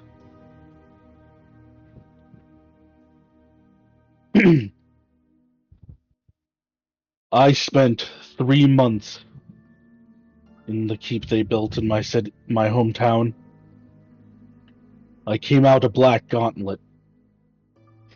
And Merc will sit back down.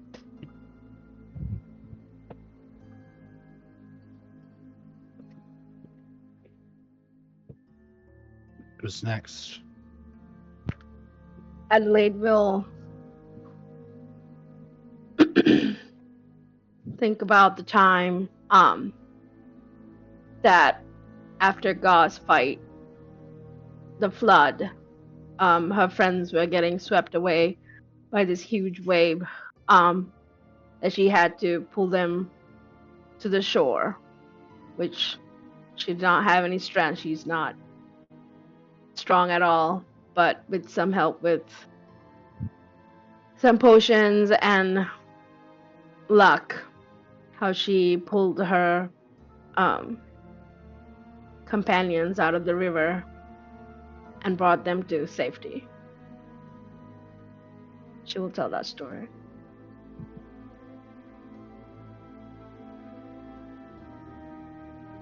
Who's next?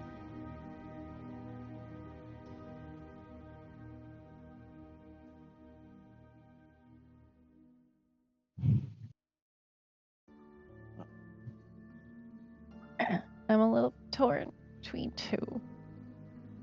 Because, realistically speaking, probably the most painful thing that she's had to overcome would boil down to one of two things. Either having to witness Wizareg dying in front of her, and then using her magic to bring him back and going through, like, basically crossing over into the land of the dead, or like purgatory, before Zureg made it into the land of the dead to bring him back. And then, you know, having to utilize that much more of her power. Or having, like, her parents gone and her being young and having to travel, like, by herself and having, like, almost no will to really continue on because everything that she's ever known was gone. And it wasn't, like, for herself so much, because at this point, like, she didn't, use magic in an aggressive sense, just kind of in a, how her parents did. Healing and taking care of others. And it wasn't until a small child was in the, like, forest where she was, gathering herbs, that it was being attacked. Like, it was going to be attacked by a larger beast, and really, for the first time ever, conjured a spell that would actually do damage, and had to get over the fact that she never wanted to harm anything to protect a child's life. And then that gave her a new sense of purpose and will. That wanting to help others was what moved her past her crippling, I guess, depression of losing the loss of her family and the loss of her sense of home and self.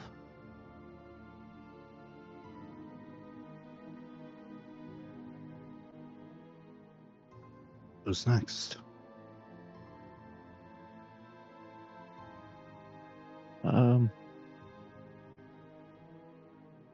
I guess the better one for Zureg would be growing up in his tribe. He, thought he was just kind of the odd one out, having paler skin, and than the rest of the people in his tribe. They grew up, taught to hate orcs for they were our enemy. And then eventually his tusk came in, and the realization hit him, quite hard. He became very conflicted. wasn't sure if, he was the enemy then. But basically just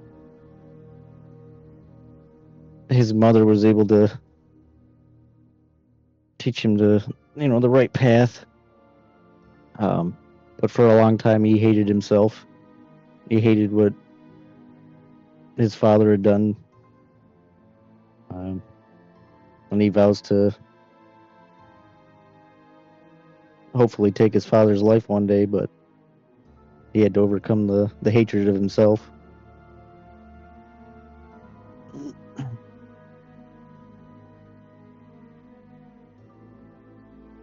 Rest of you're the last one.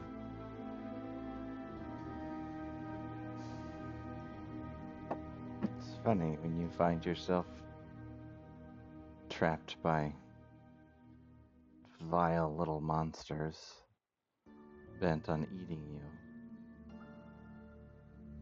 who you turn to in that moment of captivity. The brave warrior who tried to defend me stood up and died, while the one who was the same as the people who had me captured. I hated them. And I thought it would go for everyone of their kind, but we bonded together, despite her being one of them. We fought together. And eventually, we gave up that hatred. At least with her. I learned to live with her. She became my best friend, but the fights together were hard.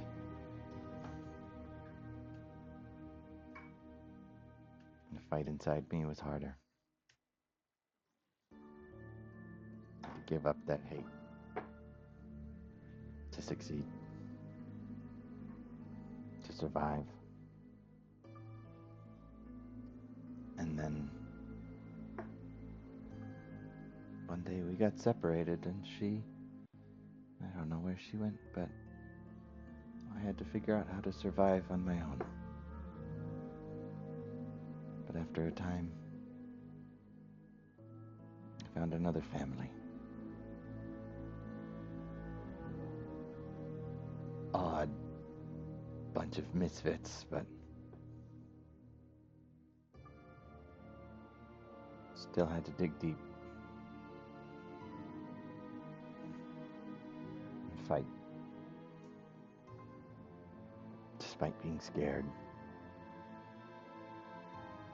all the time.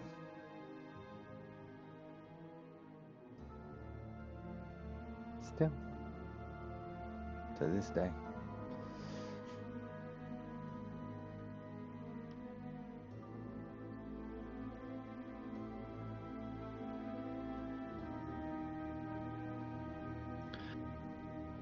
As you guys all tell your tales, your respective tales, the goblets on the table in front of you refill.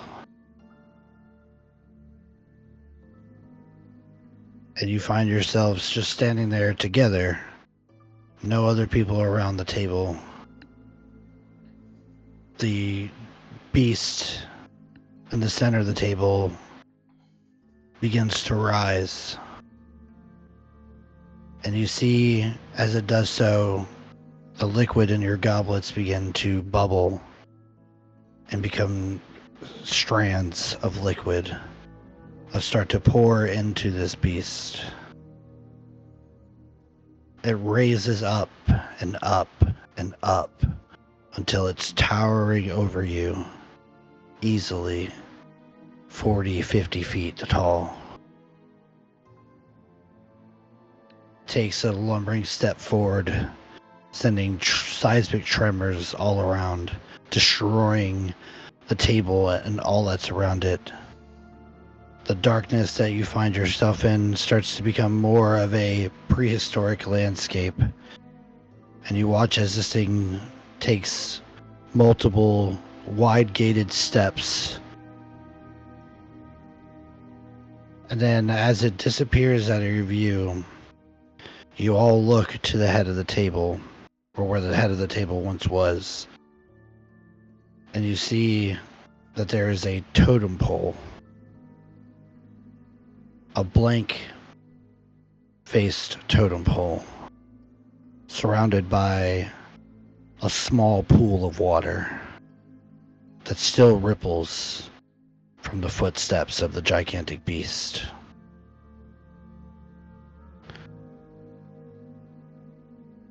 Do you approach it?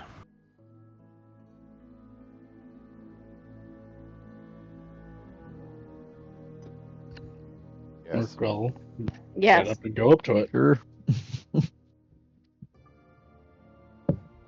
Melee will follow. You all step up in unison and look down into the pool of water, and you realize that each of you are wearing a mask, a tribal mask. I would like for each of you to describe me what you think this mask looks like.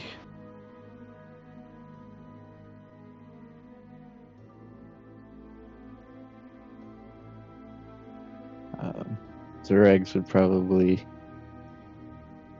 look like that of a horrific wolf-like face, but with the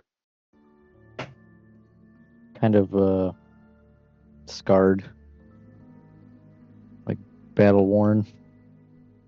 Maybe perhaps some large teeth jetting out of the jaws.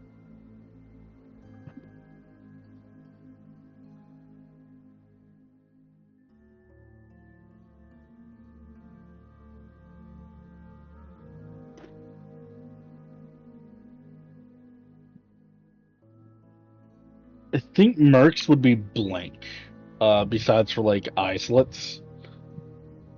As kind of the... One second, Adelaide's mask refuses to come into frame. Yeah, that's pretty cool though. Shit, that's not fair. I mean, I should have brought a mask. I have many more of these. For those who can't see, Adelaide is holding up a pretty cool looking like dragon mask with like flowers on the side. And No, it's the traditional Sri Lankan mask. It has 3 snakes on the top, and these are the sun. This is like the suns on the side, with like tusks coming out of the mouth. It's a devil mask to keep like bad luck away. That's pretty dope. Yeah. Use something evil to keep the evil away. Yeah. I heard devil, and I was like, yeah, devils fight bad luck. Yeah. As I said, there's many more. I think someone will send you guys cool. a picture. Please do. That's very cool. Thank you for sharing that. What were you saying there, Merc? Oh yeah, so like Mercs will be like, it's like just a mostly blank mask, like kind of like an iron, like almost like trooper helmet, kind of what people imagine, you know, like a tyrant soldier would be. This like faceless person who just comes to do their will. But I'd imagine with Mercs, at the like edges, it's like they're like hairline cracks.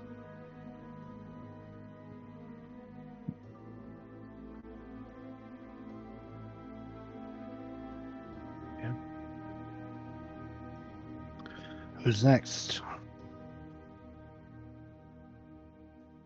Millie's would kind of look like a phoenix, represent from ashes of her family and tragedy. She could come back and still bring like a healing resilient, transformative change to the world.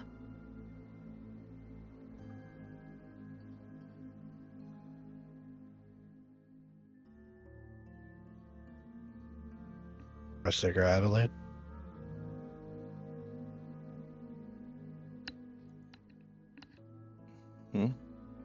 Gonna. Mine? Yeah. Adelaide's will be, because she's from Shoals and there's dinosaurs. Her mask would have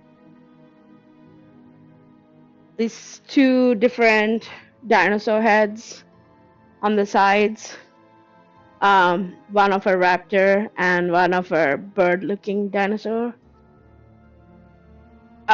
With the eyes focused, like the eyes will be on the eye side, but the face will be half of the faces of the two dinosaurs on the sides. Is that good? Do you need more? No, this is perfect. Yeah.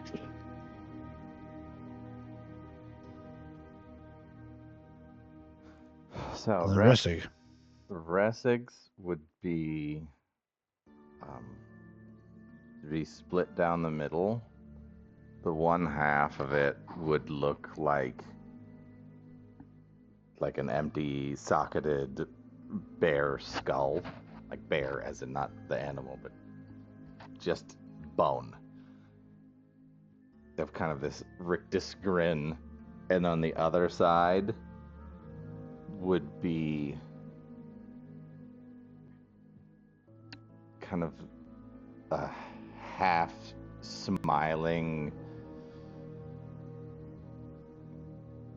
like bestial sort of face. Probably you'd see similarities to probably a hunting cat or some. Actually, no.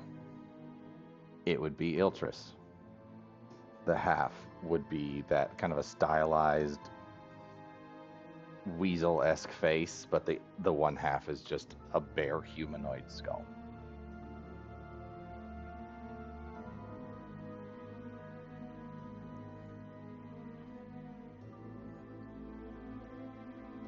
You all look into the waters and you see these masks stylized to your own personalization. You look up at that blank totem pole and you realize that there are notches for each of your masks, the place where you feel like they should go.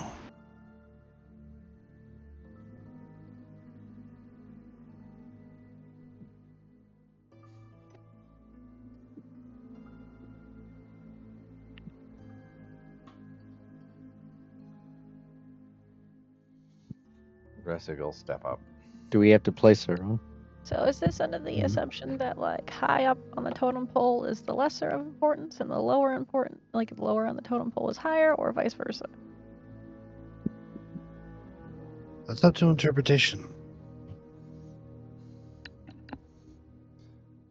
Ressig, being one of the taller people in the party, will reach as high as they can get and put theirs at the top.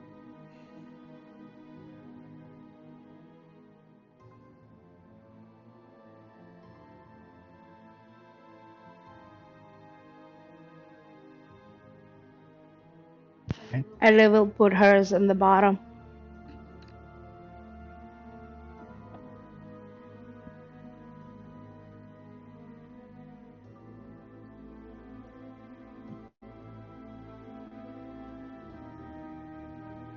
I guess Zureg will go underneath the Ressig.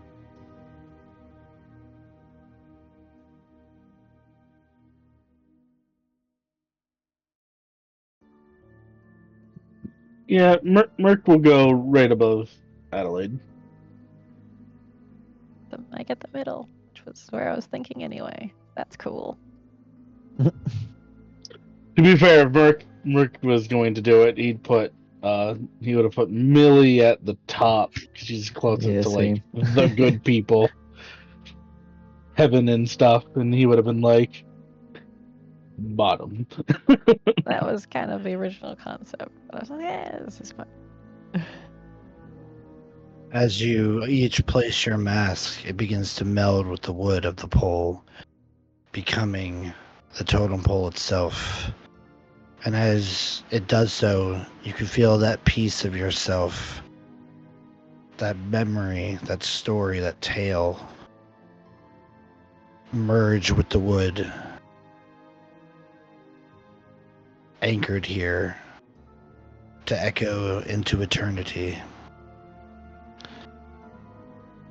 And as you place that final mask there in the center, and it solidifies, the darkness opens up into a field of thousands upon thousands of totem poles. And you see a glowing pair of light blue eyes just floating amidst them, moving through, slithering kind of like a serpent. And they get close to your totem pole, and you watch as a dark snake wraps around until those glowing blue eyes are head level with you all. And you feel the presence. Millie, you would recognize this presence because you felt it when one of those Hydra heads lifted up and spoke to you. And just as this serpent begins to open its mouth wide enough to swallow you whole, there's a burst of sunlight from behind all of you, and a roar so prehistoric and so great that it begins to shake all of the totem poles, which begin to resonate with the same sound, and you watch as that serpent recoils in pain and bursts into shadow as the sunlight overtakes you all in blinding light, and you find yourself sitting back at the table with the Terrorclaw Tribe.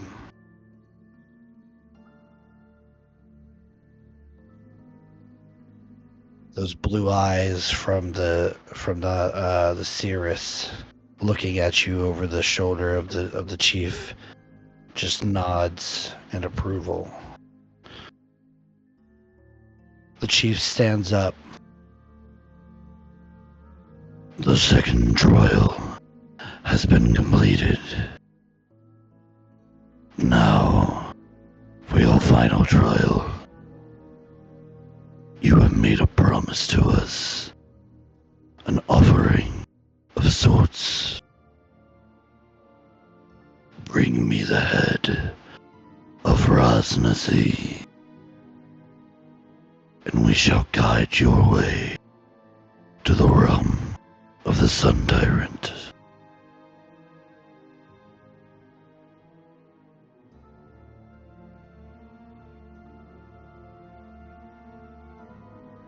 Merc will. I know the official name of the trial. You want the official name? I gave it to you during the Feast of the First Fang.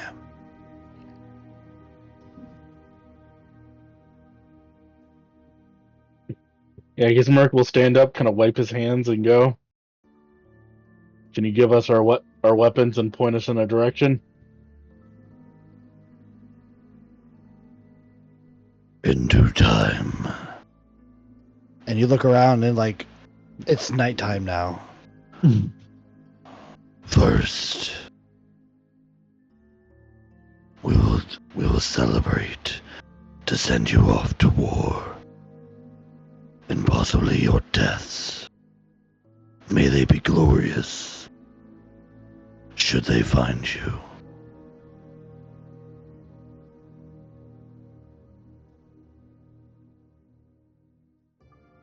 And similarly to how the Chewinga and stuff were, there's a giant pyre that is constructed in the center of everything, and all the lizard folks of the Terrorclaw tribes begin dancing around and imbibing in different liquids and different smokes and stuff like that. Some of them quite pungent, some of them quite sweet. You see that the High Seeress, she kind of goes off to her own tent and just disappears inside. While the chief just kind of sits on his chair and takes it all in.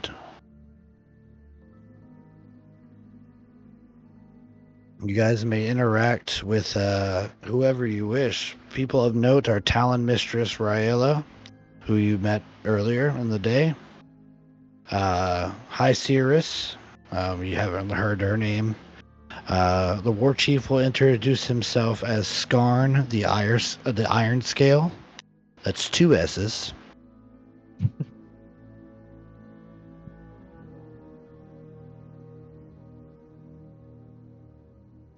And you see... Okay. You see one of the people that you saw, or actually you didn't see, but you heard him barking at the younglings who were training. You can hear that similar voice, and you look over, and you see he's shorter, more hunched, and has like, as he's still barking at the younglings, he has yellowed fangs and a torn frill, and he's wearing armor fashioned from crocodile hide.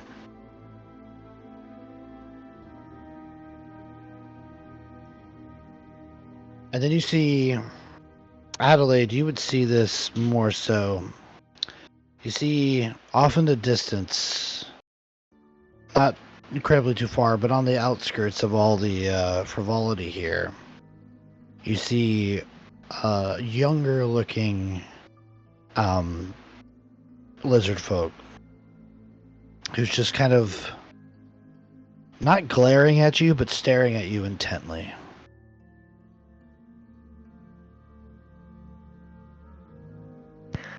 Would probably go to them. It's not nice to stare.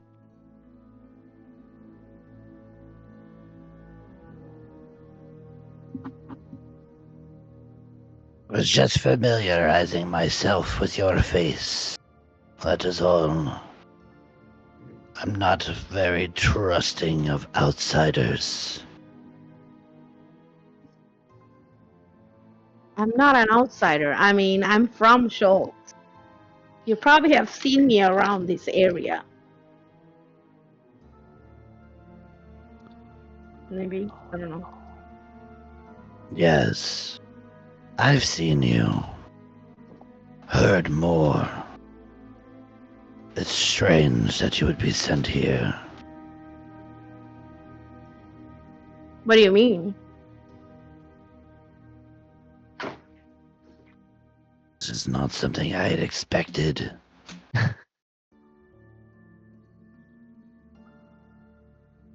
And may I ask who you are?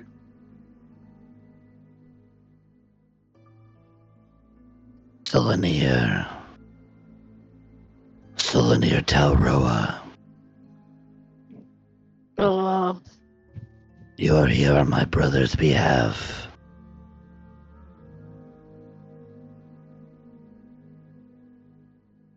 You owe him a debt. A great debt. Well, that's here. That's why we're here. I'm trying to pay off his debt. I see. My tribe may have welcomed you in more openly than they did me. But I do not think for a second that you are to be trusted, or that you are capable in doing anything you say you can. But I shall make sure that my brother is paid back in full. If not by the egg, then in your flesh.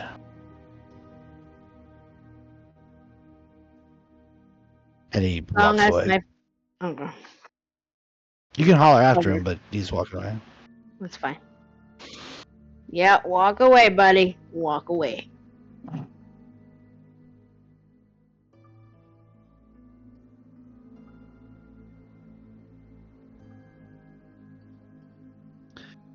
Do any of you wish to partake in anything that's going on? Like I said, there's dancing, there's just feasting is still going on. There's carvings, like carving weapons and stuff with bones.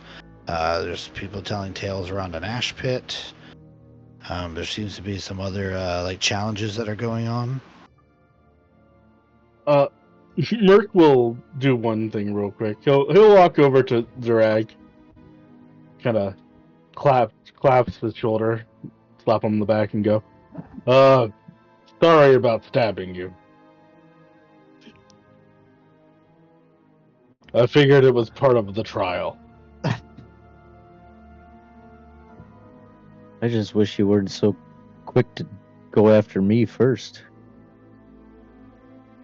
Merc would kind of go, did you want me to stab Millie or Adelaide? You're the one I trusted to take it. But you didn't have to stab anybody. That was a lesson learned. You know, when I asked, hey, do we have to fight? And he was like, yes, you have to fight. Earlier on, I figured we were going to have to fight.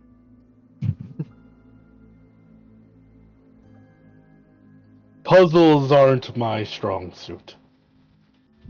Nor mine.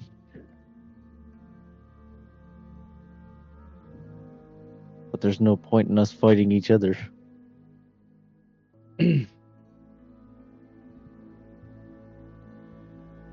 Merc will nod. And he'll go, honestly, I was expecting the trick to be one of us had to get so many green marks. And if that was going to be the trick, well, it's going to give them to Millie, probably. It looked like there was one. Is this for them? No. Talking about he's not talking. I appreciate protecting her over me.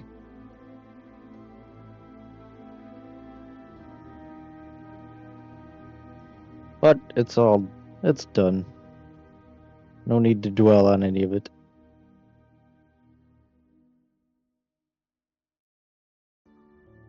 Water under the bridge, eh?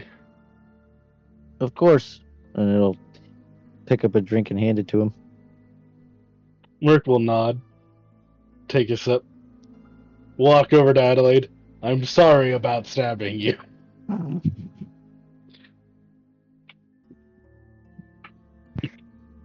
It's all right. No hard feelings. You did what you thought you had to do. And I apologize. You are in this mess because of me. Merc will shrug and he'll go, I mean, I had a choice on coming here. I wouldn't worry That's too true. much about it. But, That's true. next time we're in a puzzle, I'll try to think before I act a little bit more. And then he, looks around, has a convenient drink in his hand, hands Adelaide a drink. Walks, instead of walking away, grabs a drink off a table, finds Ressig. I'm sorry about stabbing you earlier. None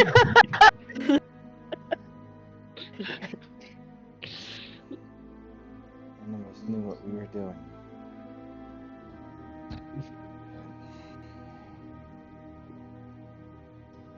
Don't do it again, please, because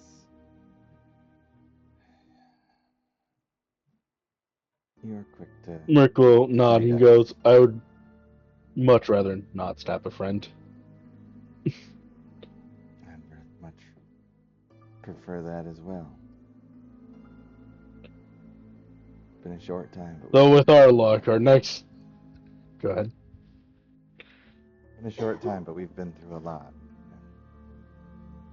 I'd hate to have to stab you for real for attacking us again. Merc will chuckle and go, just you wait, that's going to be our next puzzle. It's actually going to be to have to stab each other, and then we're all going to be stabbed shy. Well, anyways, hence, resting a drink.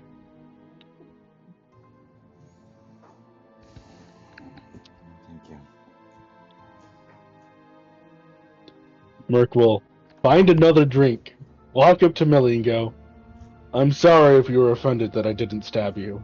It's not that I didn't think you were a worthy warrior or anything, but I assumed you were the least wanting. You're the one we want to stab the least, is what I'm saying. And he'll hand Millie a drink. Millie will take the drink, say thank you, and say, well, to be honest, didn't really want to get stabbed.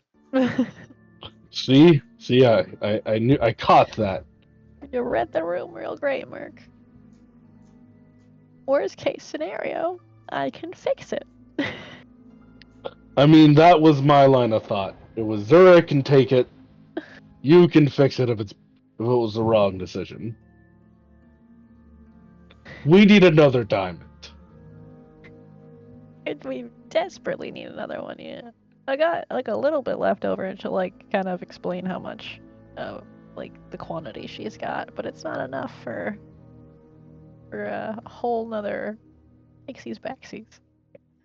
Yeah, we But should have asked the gray man for a diamond. I wonder if he had any. Merc doesn't know what an elephant is. He knows the color gray, though. I was like, who the fuck is the gray man? I thought maybe you were referring to the evil dude who took your skin. No. Merc wouldn't have remembered Zono's name, just because that's Merc. So he's like, yeah, gray man. Merc was abducted. Little tiny alien. It did things to me. They did things with probes. We'll come Anyway. down and be like, didn't think to ask him about diamonds. There's so many other things going on and so many other items. And Yeah. by the time we got through most of our stories, I don't think we had enough to be able to get a diamond. Maybe. We had to trade what we could for potions. Yeah, I've also thought about this. What do you think would happen if we died in the past? Do we go back to the keep now?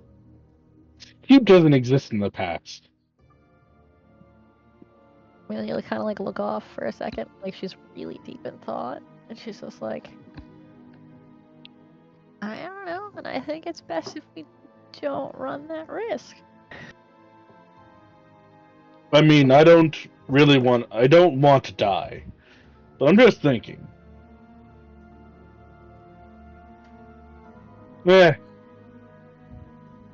Anyways. He'll look around and go, I believe I have apologized to everybody for stabbing them and or not stabbing them.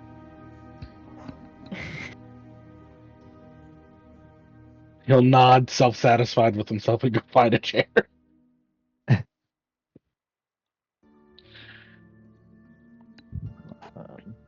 Millie wants to go talk to the seer. Okay. You walk to her tent, which is in a very more quiet area. And as you get up to the entrance to it, you hear from inside, "Come in." I will, pull the drapery back from the entrance of the tent. Say, pardon my intrusion, but I wanted to chat a little bit, see what you thought on some things. You walk into a rather quaint tent that is filled with cages of different varying venomous animals. And hanging from the ceiling all around are bone fetishes of different make. There's a opening in the top of this tent that allows the moonlight to come in. And it's currently coming in, shining down a pillar of light right down into the center, where you see this a female albino lizard folk sitting there. Her legs crossed, her tail tucked in front of her. She beckons you to sit down without opening her eyes.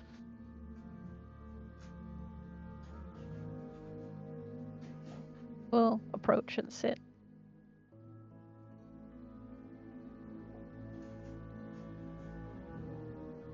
I sense many questions brewing within you. Ask them, and I shall answer as best I can. Millie will recount how she brought back Zurag to see her and explain that like she kind of felt like it was like almost like an out-of-body experience, and the chilling feeling of when Zurag's not mother touched her, and how that was like the first time she's ever had to do like something like that, and how she was feeling just very like kind of lost, pain, how her magic was a little out of sorts. She wanted to know, like, you know, maybe some guidance on how to feel about things, or like what may have been going on. As somebody that, you know, can kind of channel the spirits herself, and she wanted to know, like, what do you think of all of this?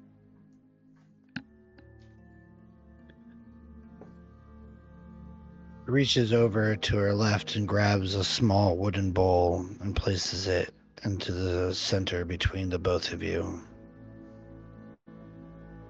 Let me see your hand, child. She'll extend her hand. You feel a sharp prick as she digs one of her claws into the center of your palm and squeezes your hand over the bowl. Blood begins to run down into the bowl. And then as she lets go of your hand, you pull it back and there's no mark there, but you see there's a small little pool of blood in this bowl. Seer dips her fingers into it, and almost like she's pulling out a strand from a sweater, pulls a thread from it, and her eyes open and just begin to move side to side as if she's reading something from a book. Your friend and you experienced death, spoke with it face to face, and returned to this mortal coil. The woman you saw was a representation taken form by death to ease your friend's pain. I believe it was a family figure. Millie will nod. Zurag's mother. It is often when we see death face to face, they try to take on a form that is kind to us, to usher us in to the great beyond. I sense turmoil around this figure, though, both for you and your friend, the orc. A battle is ensuing, even as we speak, and your friend's very life hangs in the balance. As far as your... Or is it like singular towards Zurag? Like possessive, or plural? Possessive. Okay.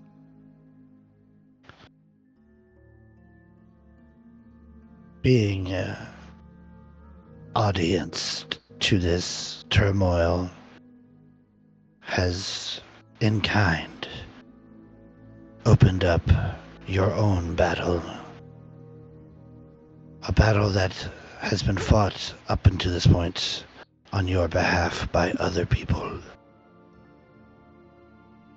People that you share a strong connection with, but may no longer be in your life.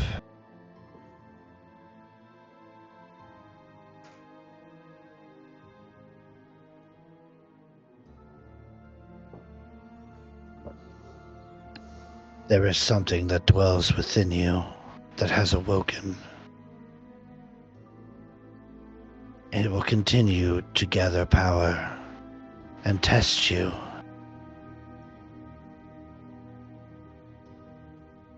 To what ends, I know not.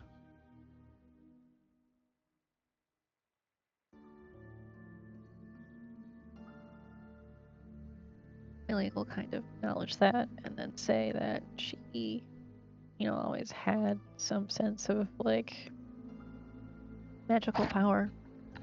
Obviously inherited from her family. So she knew that she had, like, some sort of ancestry that possessed that unnatural ability.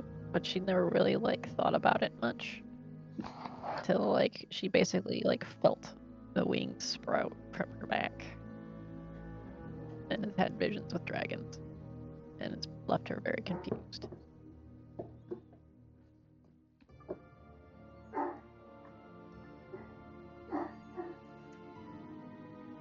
Dragon's fire has claimed much from you, and I see that it will continue to do so until you are able to overcome what dwells within you.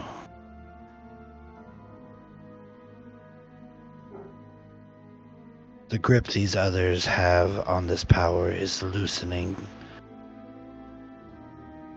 You must find it within yourself to find the power to dominate this, or you shall be lost. And with it, all you love will burn.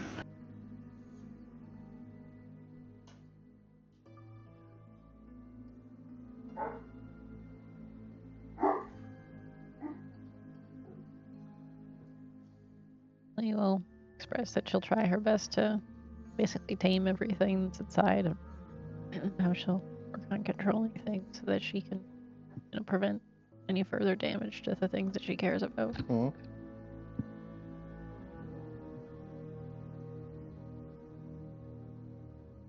You and your friends will be tested heavily. The next few days shall see you through a set of trials that may push you to the brink. You may find yourself facing this power within you sooner than you are ready for. You must prepare. You must become strong.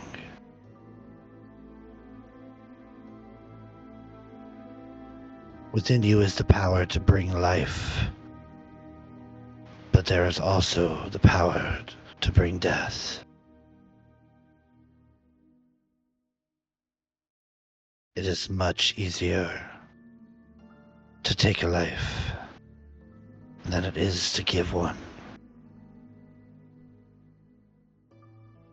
So prepare yourself. You will be tested.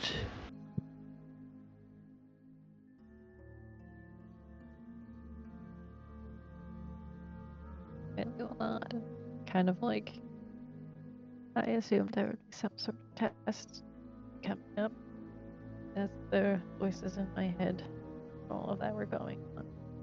Kind of led me to believe that there's a lot more in store.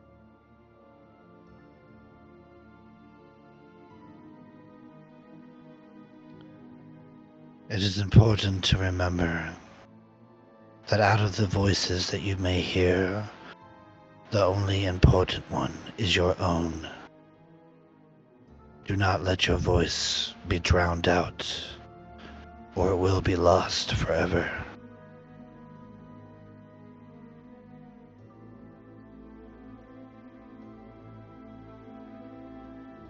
Thank you.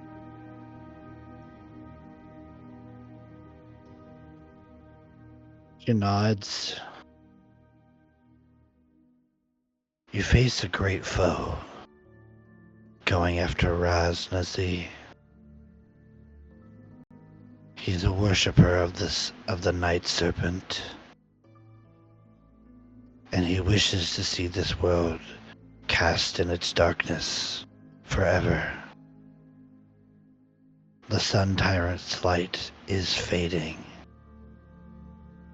The artifacts that this shaman possesses once belonged to all of my people, and we protected them with our lives so that the sun may shine upon this world.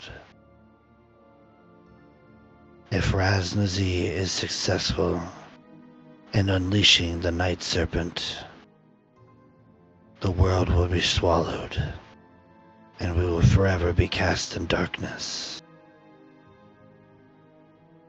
You are on no small errand. You carry a heavy burden.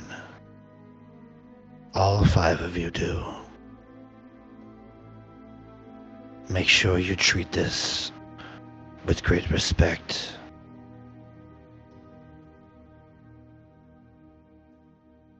I will tell her that she'll take this as seriously as she can. You know, sounds like the stake of the world and many lives are, hanging in the balance. In more ways than one.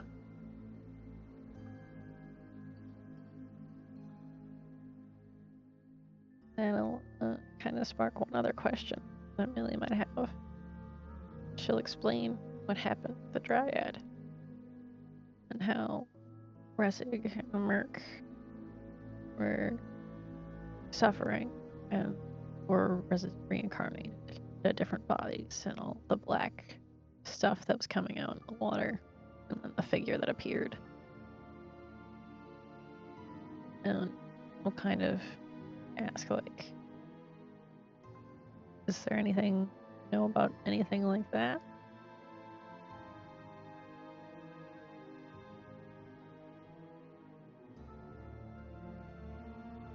Evil takes many forms in this world. Where there's a force of good, there is always an opposite force pushing against it. You have met one such force. I know it by a name I've never heard before, but I see it in the blood here, in your connection to the magics that brought your friends back from the brink of death. The Dodd Kong is the name that repeats.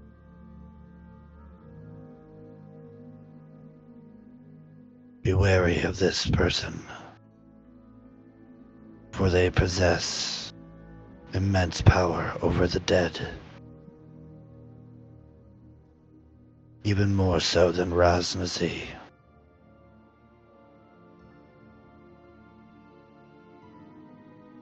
They do not seek to unleash a god. They are a god.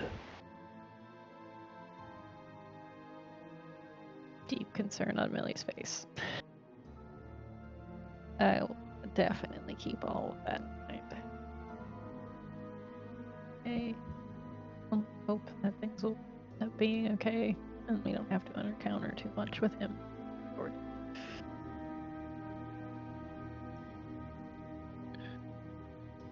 The threads of fate are ever weaving, twisting around each other. I foresee your threads intertwining once more. I cannot tell you when, but I can be sure in telling you that it will happen.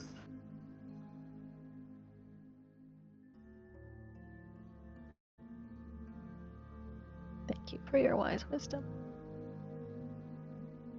Absolute pleasure chatting with you.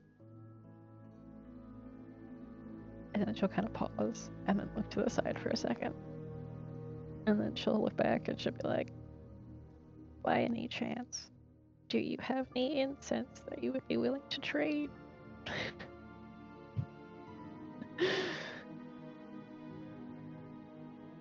Certainly. And she hands you enough incense for what you need for one application. Thank you. It's the least I can do.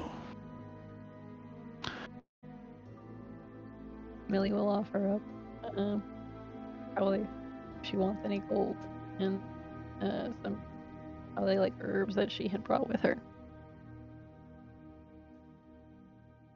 She denies the gold but takes the herbs. She immediately puts them into the bowl with your blood and grabs like a pestle, or is it the mortar, whatever, the one that grinds it up, and begins to grind it up. She grabs a hot coal from a little like low burning like brazier hanging next to her. She just grabs it with her hand and drops it in, and you can hear the sizzle of the hot coal hitting the liquid, and there's like a puff of smoke that pops up, and she grabs the bowl and grabs a vial, pours it in, puts a stopper on it, and hands it back to you. May it serve you well in the trials to come. Thank you. Remember, child of light, not all problems can be solved with violence. You saw so in the trial today. You must stand together, or you will fall. One by one, you will fall. Millie will kind of jokingly say, like, I think I'm the last person to resort to violence quickly. It's more of a last resort. A lesson that you should impart on your friends if you truly wish to keep them alive. I will be sure to try to do so.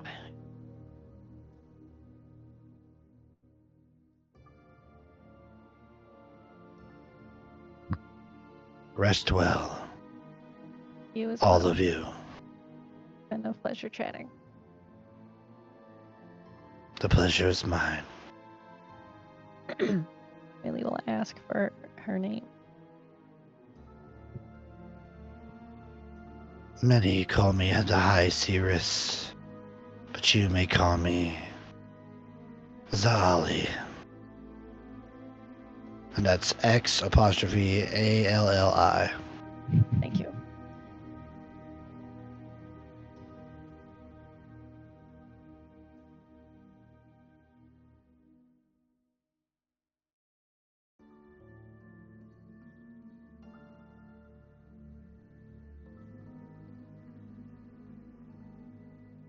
As you leave for tent. Mm-hmm. Right. I think that'll be all she'll discuss for today. Okay. Zurag, was there something you were saying before we got into that you wanted to do? He was just gonna either talk to the chieftain or I guess it'd be like, what was she considered? Was she like second in command? Oh, Rayala? Yeah. She's like, yeah, I guess you could, it wouldn't be second in command, but she's like a commander, essentially. He basically just was looking for information on what the guy or thing actually looks like, if they've seen him or know anything more about him. Yeah, so she would tell you Raznazi was once human, but he sold his body and soul to Dendar, the Night Serpent. It was through this act that he gained immense powers over the undead, and he waged war with the holy city of Mesro. But he was defeated there, and he was chased to Omu, where he has resided ever since with the Yuan-Ti.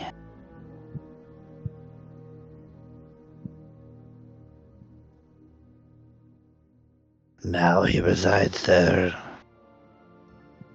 with the artifacts that he has collected. He seeks to unleash his god upon the world.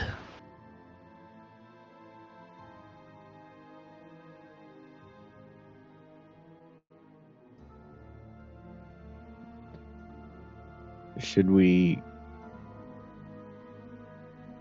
Obviously, these artifacts are sacred to you. They can't be destroyed, correct? Or shouldn't be destroyed. If they cannot be, it's like she kind of looks around and like make sure nobody's listening. But if they cannot be recovered, then yes, you must do everything in your power to destroy them. But that is the least favorable outcome, and I would see them returned.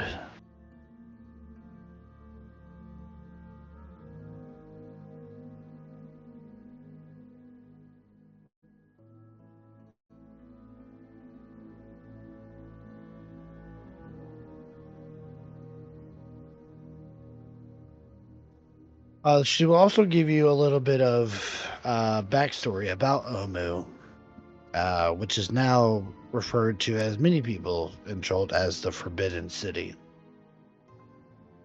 She goes on to tell you that Omu was once a jewel in Cholt's crown. Built over rich mineral veins, the city gathered wealth in abundance. Omuan jewelry was coveted far and wide, and the city's merchants that lived there prospered immensely. To enter into Omu was said to be entering into the gates of paradise itself. But such wealth brought vast greed, and Omu's hunger for forced labor made her rulers demand even greater tribute from their neighbors. And any vassals who couldn't satisfy Omu's demands paid in blood. And Omu's feared legions marched across Cholt. Their greed and their hubris angered the god Uptau, causing him to turn his back on Omu 200 years ago, long before he abandoned the rest of Cholt. She tells you that Omu's clerics lost their spells and the city fell to sickness and disease. Uprisings racked Omu and its nobles fled in droves. Any maps showing the location of Omu were systematically destroyed, and any coins or anything from that era were melted down and reminted. And as it fell from grace, it became the Forbidden City. These bloody trials drew the attention of a powerful archlich. An archlich known by the name of a Sararak. This archlich wandered the cosmos in search of souls to harvest, and he found plentiful in those who had traveled here to Omu. She mentions tale of an ancient dungeon beneath the city, but no one has ever been able to figure out how to access it. And she highly warns against you prodding into that matter. Duly noted.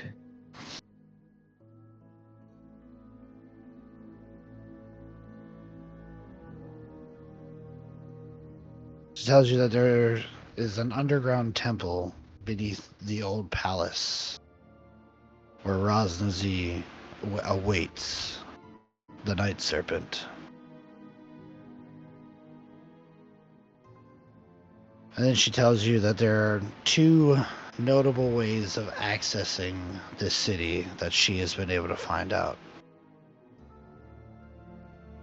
Either going by the Peaks of Flame and traveling through the river that runs through its foothills, or an ancient staircase of sorts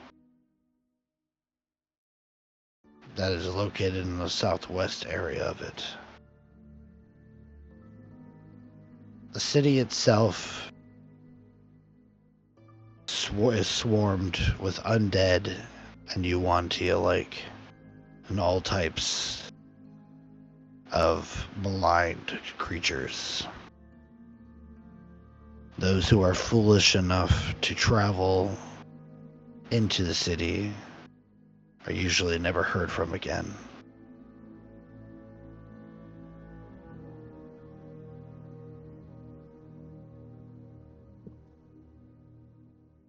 He's gonna thank her for all that information. It was definitely helpful.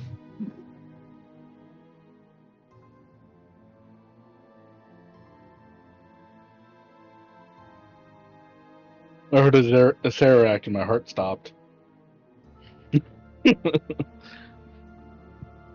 She sighs heavily, kind of twirling her curved blade around, just absent-mindedly. It is with great pain that I will not be the one to storm the walls of Omu. But prophecy is prophecy, I guess. You're not allowed to come with us? We would not wish to anger the gods. We have been forbidden. If Faraz Nazi would see fit to attack us here, then I would fight him to my last. But I will not dishonor my gods or my chief by going against their wishes and entering into the Forbidden City. I understand.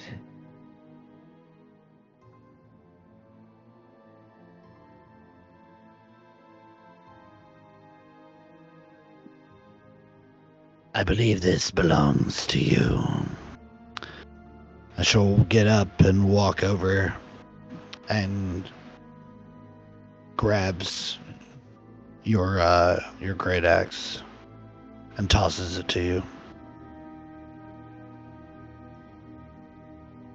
May it serve you well. Hasn't let me down yet.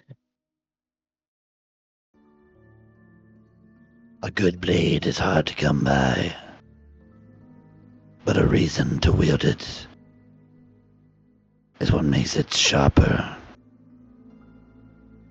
Sharper than any whetstone can make it.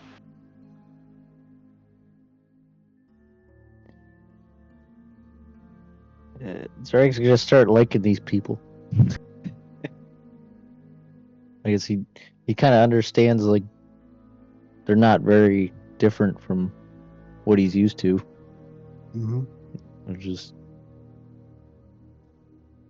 doing what they can with what they have. Yep. A lot of sense of the community and story. You know, it's a lot of similarities for sure. Mm-hmm.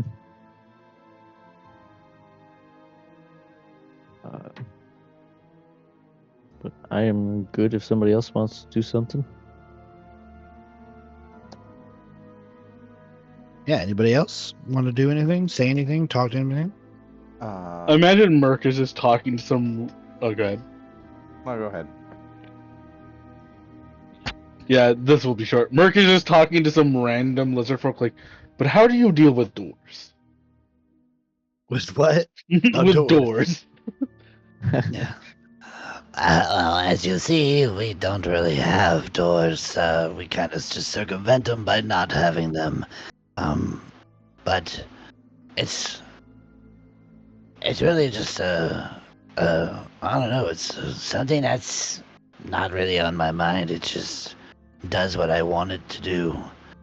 You gotta exert will over your body. Make it do what you demand of it, even when you aren't actively demanding it. Like you train your muscles, you must train your tail. Merc's gonna sit there and like focus on it, and he's like trying to exert his will. Craps. Yeah. Did you just shit? Full on thinker pose. No. No. Yes. Roll me a, just roll me a, I want to say will, but that's 3.5. Just roll me a wisdom. Just straight wisdom? Yeah. Natural 20. For the first time, like as you're actually like listening to this, you're kind of like in your head giving it a command, kind of like like Kill Bill, like wiggle your big toe. Like you're sitting there, but you're saying that, and he's like, no words, just thoughts and impulses. And like you sit there and you're just like you're looking, and then like your tail does exactly what you want it to. Merc's like, yes. Yes! Now maintain Get back that. to the keep and slam the door on. Maintain that even when you're asleep.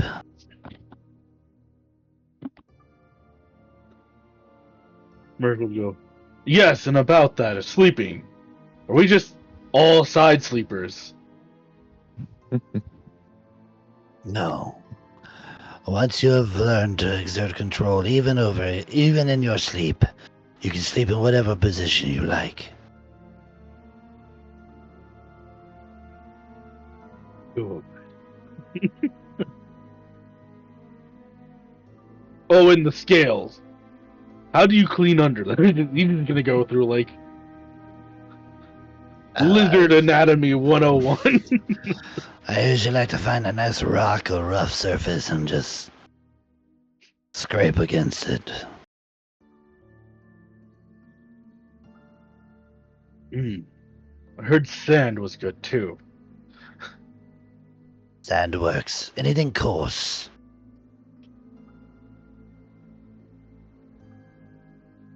I was in this pit the other day and there was slime everywhere, and it's been a while.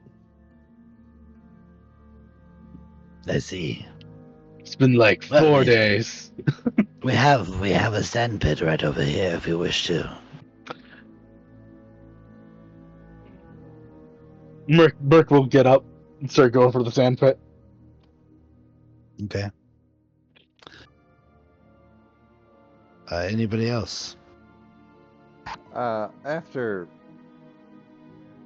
Merc's apology and sharing drinks, probably kind of doing the same thing Merc did, Resic will not stumble, but definitely he's got a little bit of a lean walk in the direction of the chief. We are all gonna die now. Because Reddy's gonna talk. You approach the chief, who's just sitting there, and as you do so, his eyes cast down on you.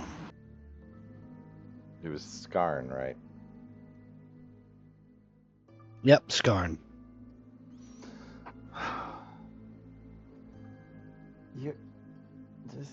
This might sound kind of weird, but you're less of an asshole than Ifrin is.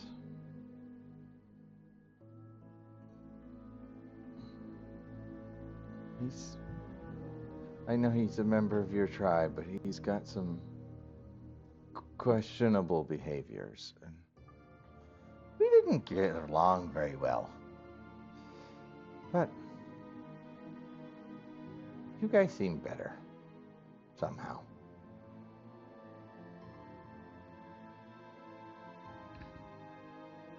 The outside world has contorted his views on it. He does not see things the way that we do. Greed has taken hold of him.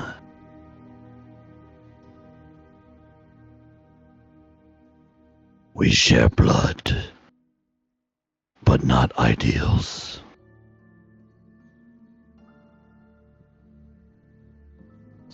I am doing everything in my power to make sure that his brother does not follow in the same footprints. It has shown to be quite a taxing endeavor. Do you know what he'd possibly want with the egg?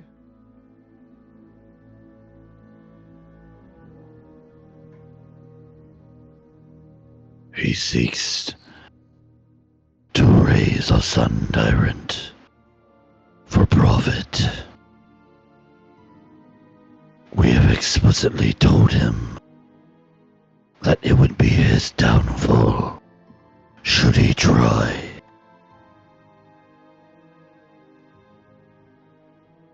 Is that because of you or because of the sun tyrant? The sun tyrant will burn him to ashes should he wish to try and control it. This is a lesson that he must learn himself. No. Maybe then he'll return to the old ways. I definitely haven't known him as long as you. He doesn't seem to take lessons very well, though. I know you. He was once a very gifted student of mine. I had high hopes, but something has corrupted his views, and he spits in the face of the old gods.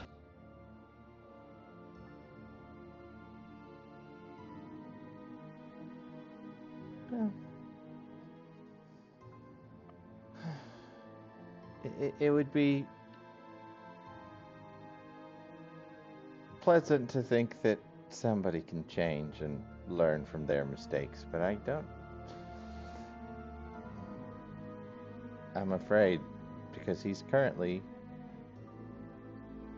holed up in a place that we're responsible for.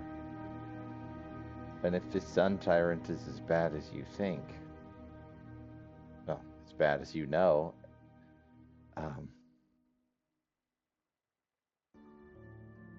he's gonna get a lot of people killed. Regular people. Members of your tribe that are with him, that are, I don't know if he's sharing his plans with them, but I bet you they're gonna die and not know what the hell's going on. They are all deserters, followers of his views. If they are to burn, they will burn together. Such is the will of the old gods. Kind of like these old gods. Well, just trying to figure out what makes him tick. He's a bastard, but I'm just worried about him hurting my people. He and his deserters, as you say, can burn. Is there any way to minimize the damage caused by this sun tyrant? Or will it kill him and his lackeys and then fuck off and leave us alone, since we're not the ones who did it?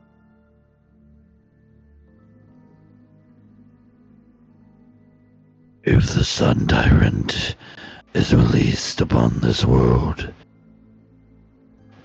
its wrath shall know no bounds. That's what I thought. But the sun tyrant is not one to be controlled.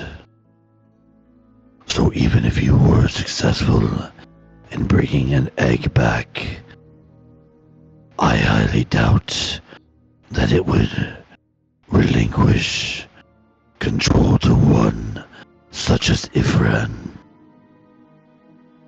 His heart is darkened, and the sun tyrant deals in radiance. I suspect that he and his people alone would be witness to that light before it ceased to exist again.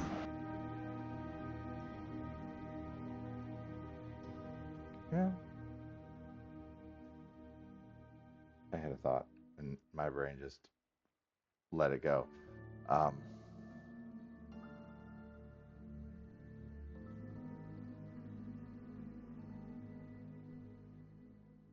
So you don't forbid the passage of the egg, but you know that the egg will cause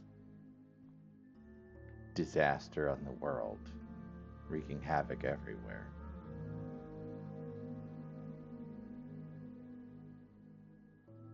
If it is the will of the old gods, then it shall be.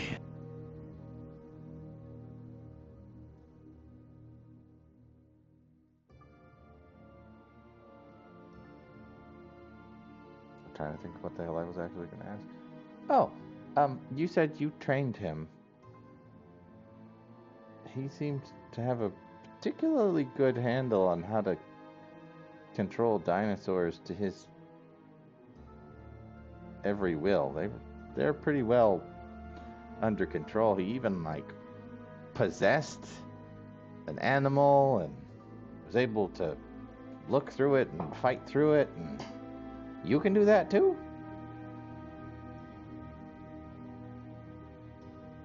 Yes. That's handy.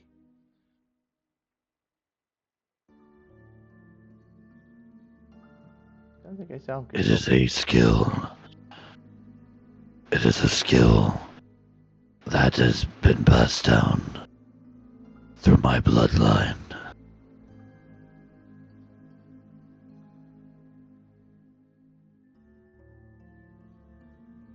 He's your son? He is of my blood, but not my son.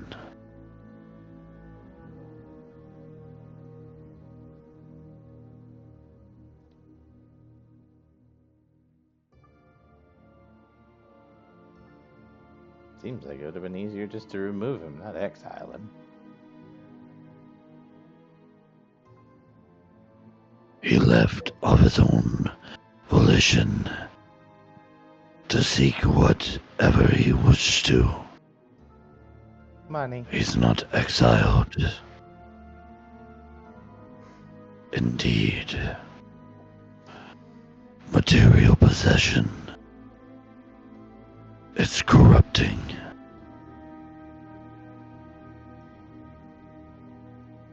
I hope that he finds the old ways once again.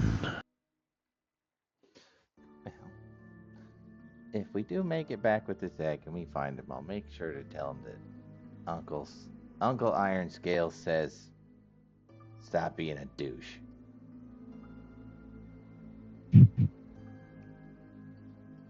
If you bring this egg and you see him, tell him that the old ways have not forsaken him, and he can still atone.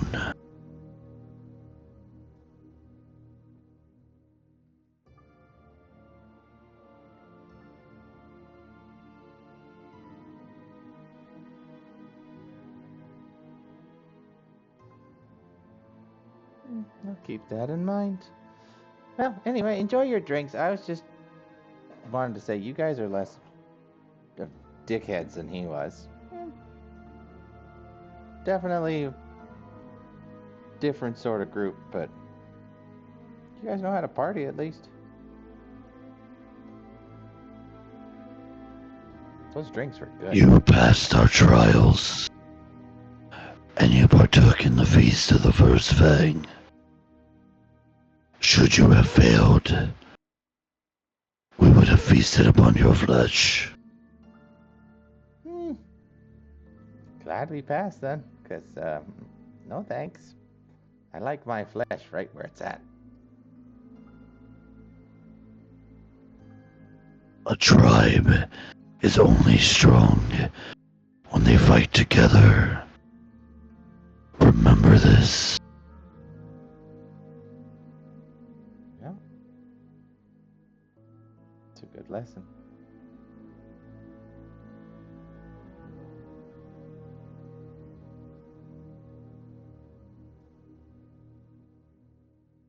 He just nods, and he kind of just casts his gaze to the goings on. Yeah. Keep up the good work and keep these people strong. I'm gonna try and keep my people strong.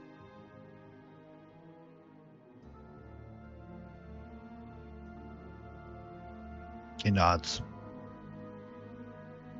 I'll walk off. Go find some more to drink.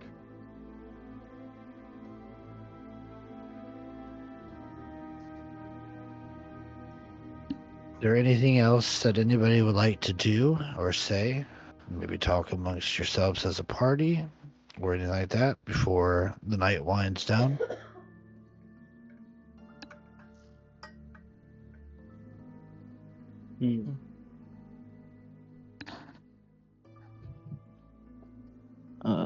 Zareg would just tell everybody else that,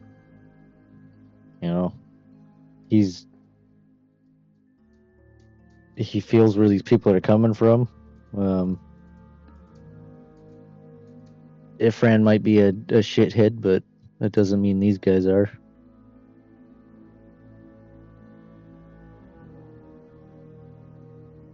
Yeah, Chief. Plan to go back in time and kill their ancestors is still good to go, right? Chief said that Ifrin's an outcast. He abandoned the tribe and thinks he's corrupted by something from the outside. But, yeah, he's still a dick, but these people aren't so bad. But the thing is that Sun Tyrant is gonna cause some problems if he tries to do anything with it near Nonar's hold, or anywhere really. Because the Chief seems to think that nothing's really gonna stop it, and it's just gonna destroy everything that it comes in contact with, particularly Ifrin and his people. No, I don't mind that so much.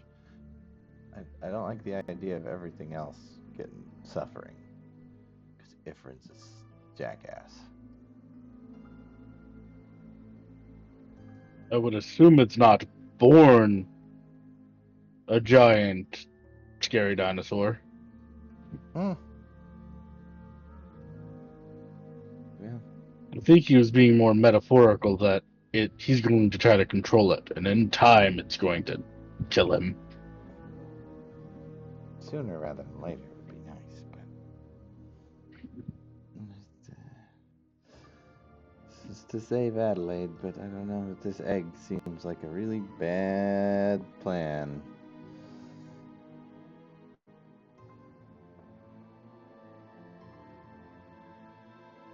But before we do that, we have to find some guy and bring his head here. Over some forbidden city near God knows what.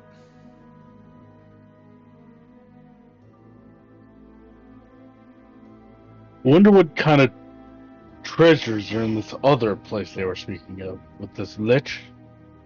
Maybe we can go there, get some loot, and really gear ourselves up to fight the much harder undead raising guy.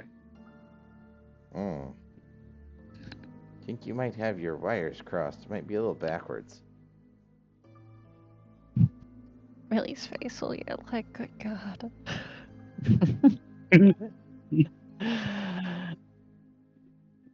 I mean, look, the one guy is in like a tomb. That's the other guy is running around all over Schultz. The one running all over the place with undead. I mean, he has to be the stronger one. The one that's just sealed in a tomb can't be that strong. What is it? Some kind of tomb that annihilates you or something?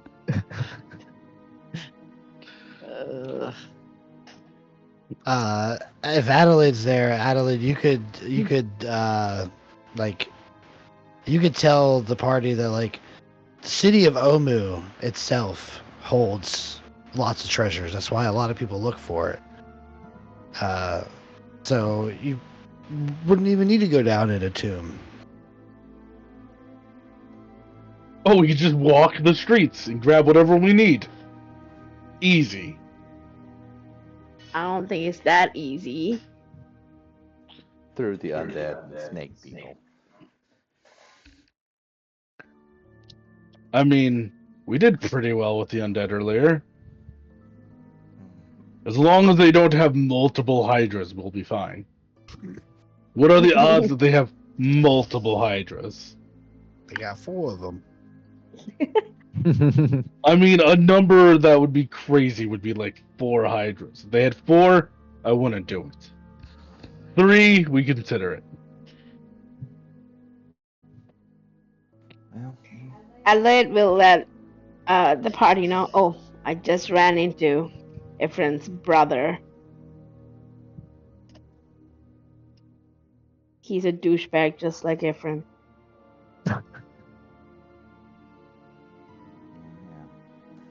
Chief said apparently he's been trying to prevent him from becoming as big of a douchebag, but I don't think his tutelage is working.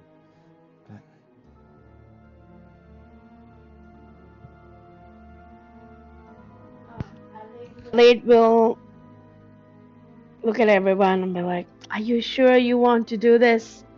You really don't have to. I appreciate all you all are doing to save my life. But I really don't want to put your lives in danger to save mine. I don't think it's a fair bargain. Well, now that you mention it, I think it's time we just go back. No, Yes. we're here. Let's take care of this, Adelaide. I'll burn in hell before I let you give yourself up. Any of you. Even you, Merc, who's stabbing people so quick. You still died with me. Merc will go. I did apologize for that, but Also, I doubt you'll burn in hell. I mean, unless you're beholden to a god that I wasn't aware of. I mean, I have punched a lot of people in the nuts. That's pretty bad. Well, I mean, yeah, but I can imagine some gods, especially ones that hate giants. Like, I'd imagine Morden would get a kick out of that if you punched a giant in the dick. That'd be like, yeah, come on in. Welcome to the Elysium Fields. Either way. Fight together. Together. We can win. Hey, it's worked so far. Most of the time. Not counting when we died. Not counting when Zurek died. Not counting when we lost Varys. Or Linus. To be fair, when we every time we've died, we've all been separated. This is true. Stop running off.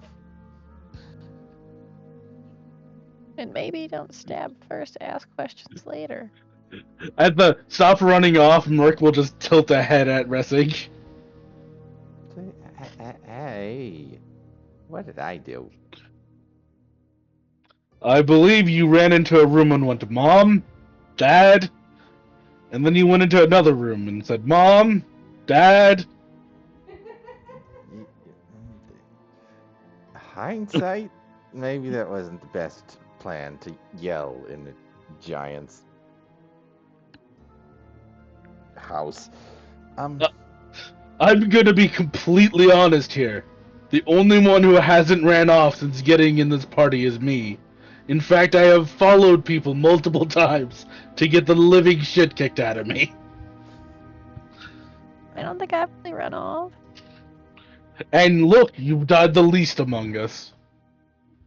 Really just Tied with Adelaide. The smiley face. You told me to run off. Hold on. Adelaide gets a no-go on that running off thing. She might not have died, but her running off did lead to death. Well, I mean, she didn't die, is what I was saying. She did run off.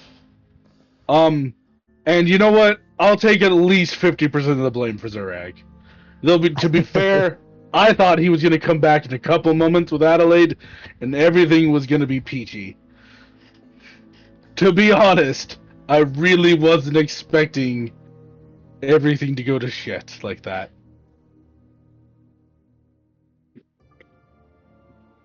Well, So, I guess the end point of this group huddle is, we all need to improve. He gestures to himself, Adelaide, Zurag, and Ressig, and he goes, Millie, you keep on doing good. He gives her a thumbs up. I'll try my best.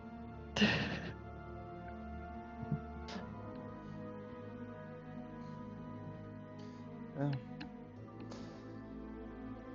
protect each other.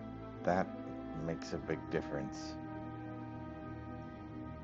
It's easier to protect each other when we don't run off. You're not getting away, Adelaide. We're all here. Deal with it. But we'll get through Talk this to the together. seer. She could not stress enough that we need to ask questions before we stab things. Because if we just stab, that will lead to problems. Merc marks this down. Zombie comes walking up. Now, Zombie, are you a zombie or not? Don't stab, smash.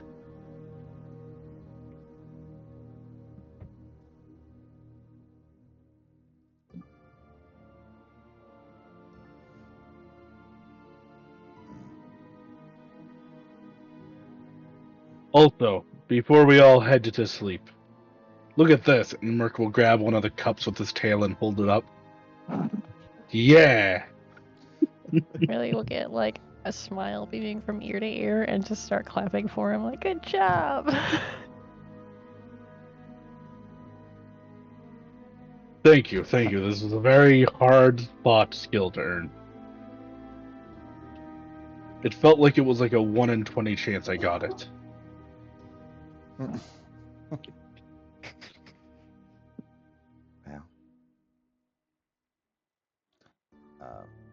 before we head to bed,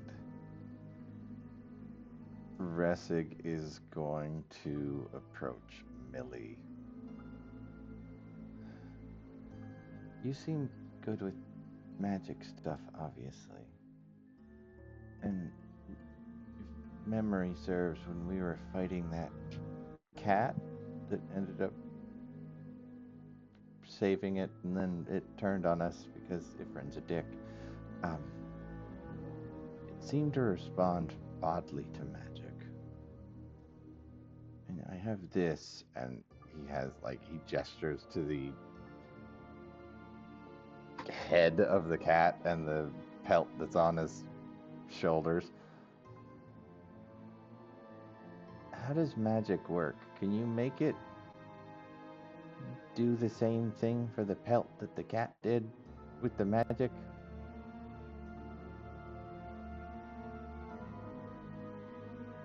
Don't make it react? The cat reacted funny to magic. Just wondering if you could make the cat skin react the same way to magic cast at me. Try. I'm never opposed to trying to learn how to do something new.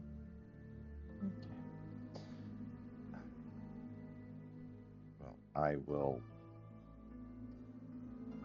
hand over the pelt, since it's probably hot as hell here and it's unnecessary. And let you work magic.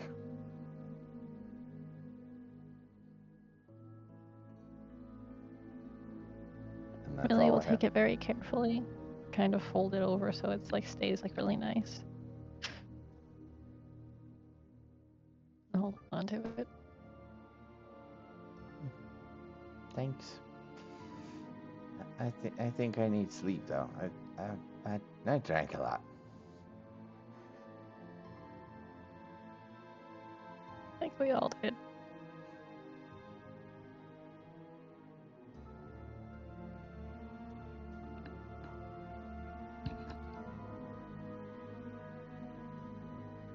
Alright, anything else?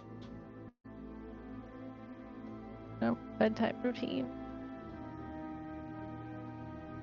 For Millie.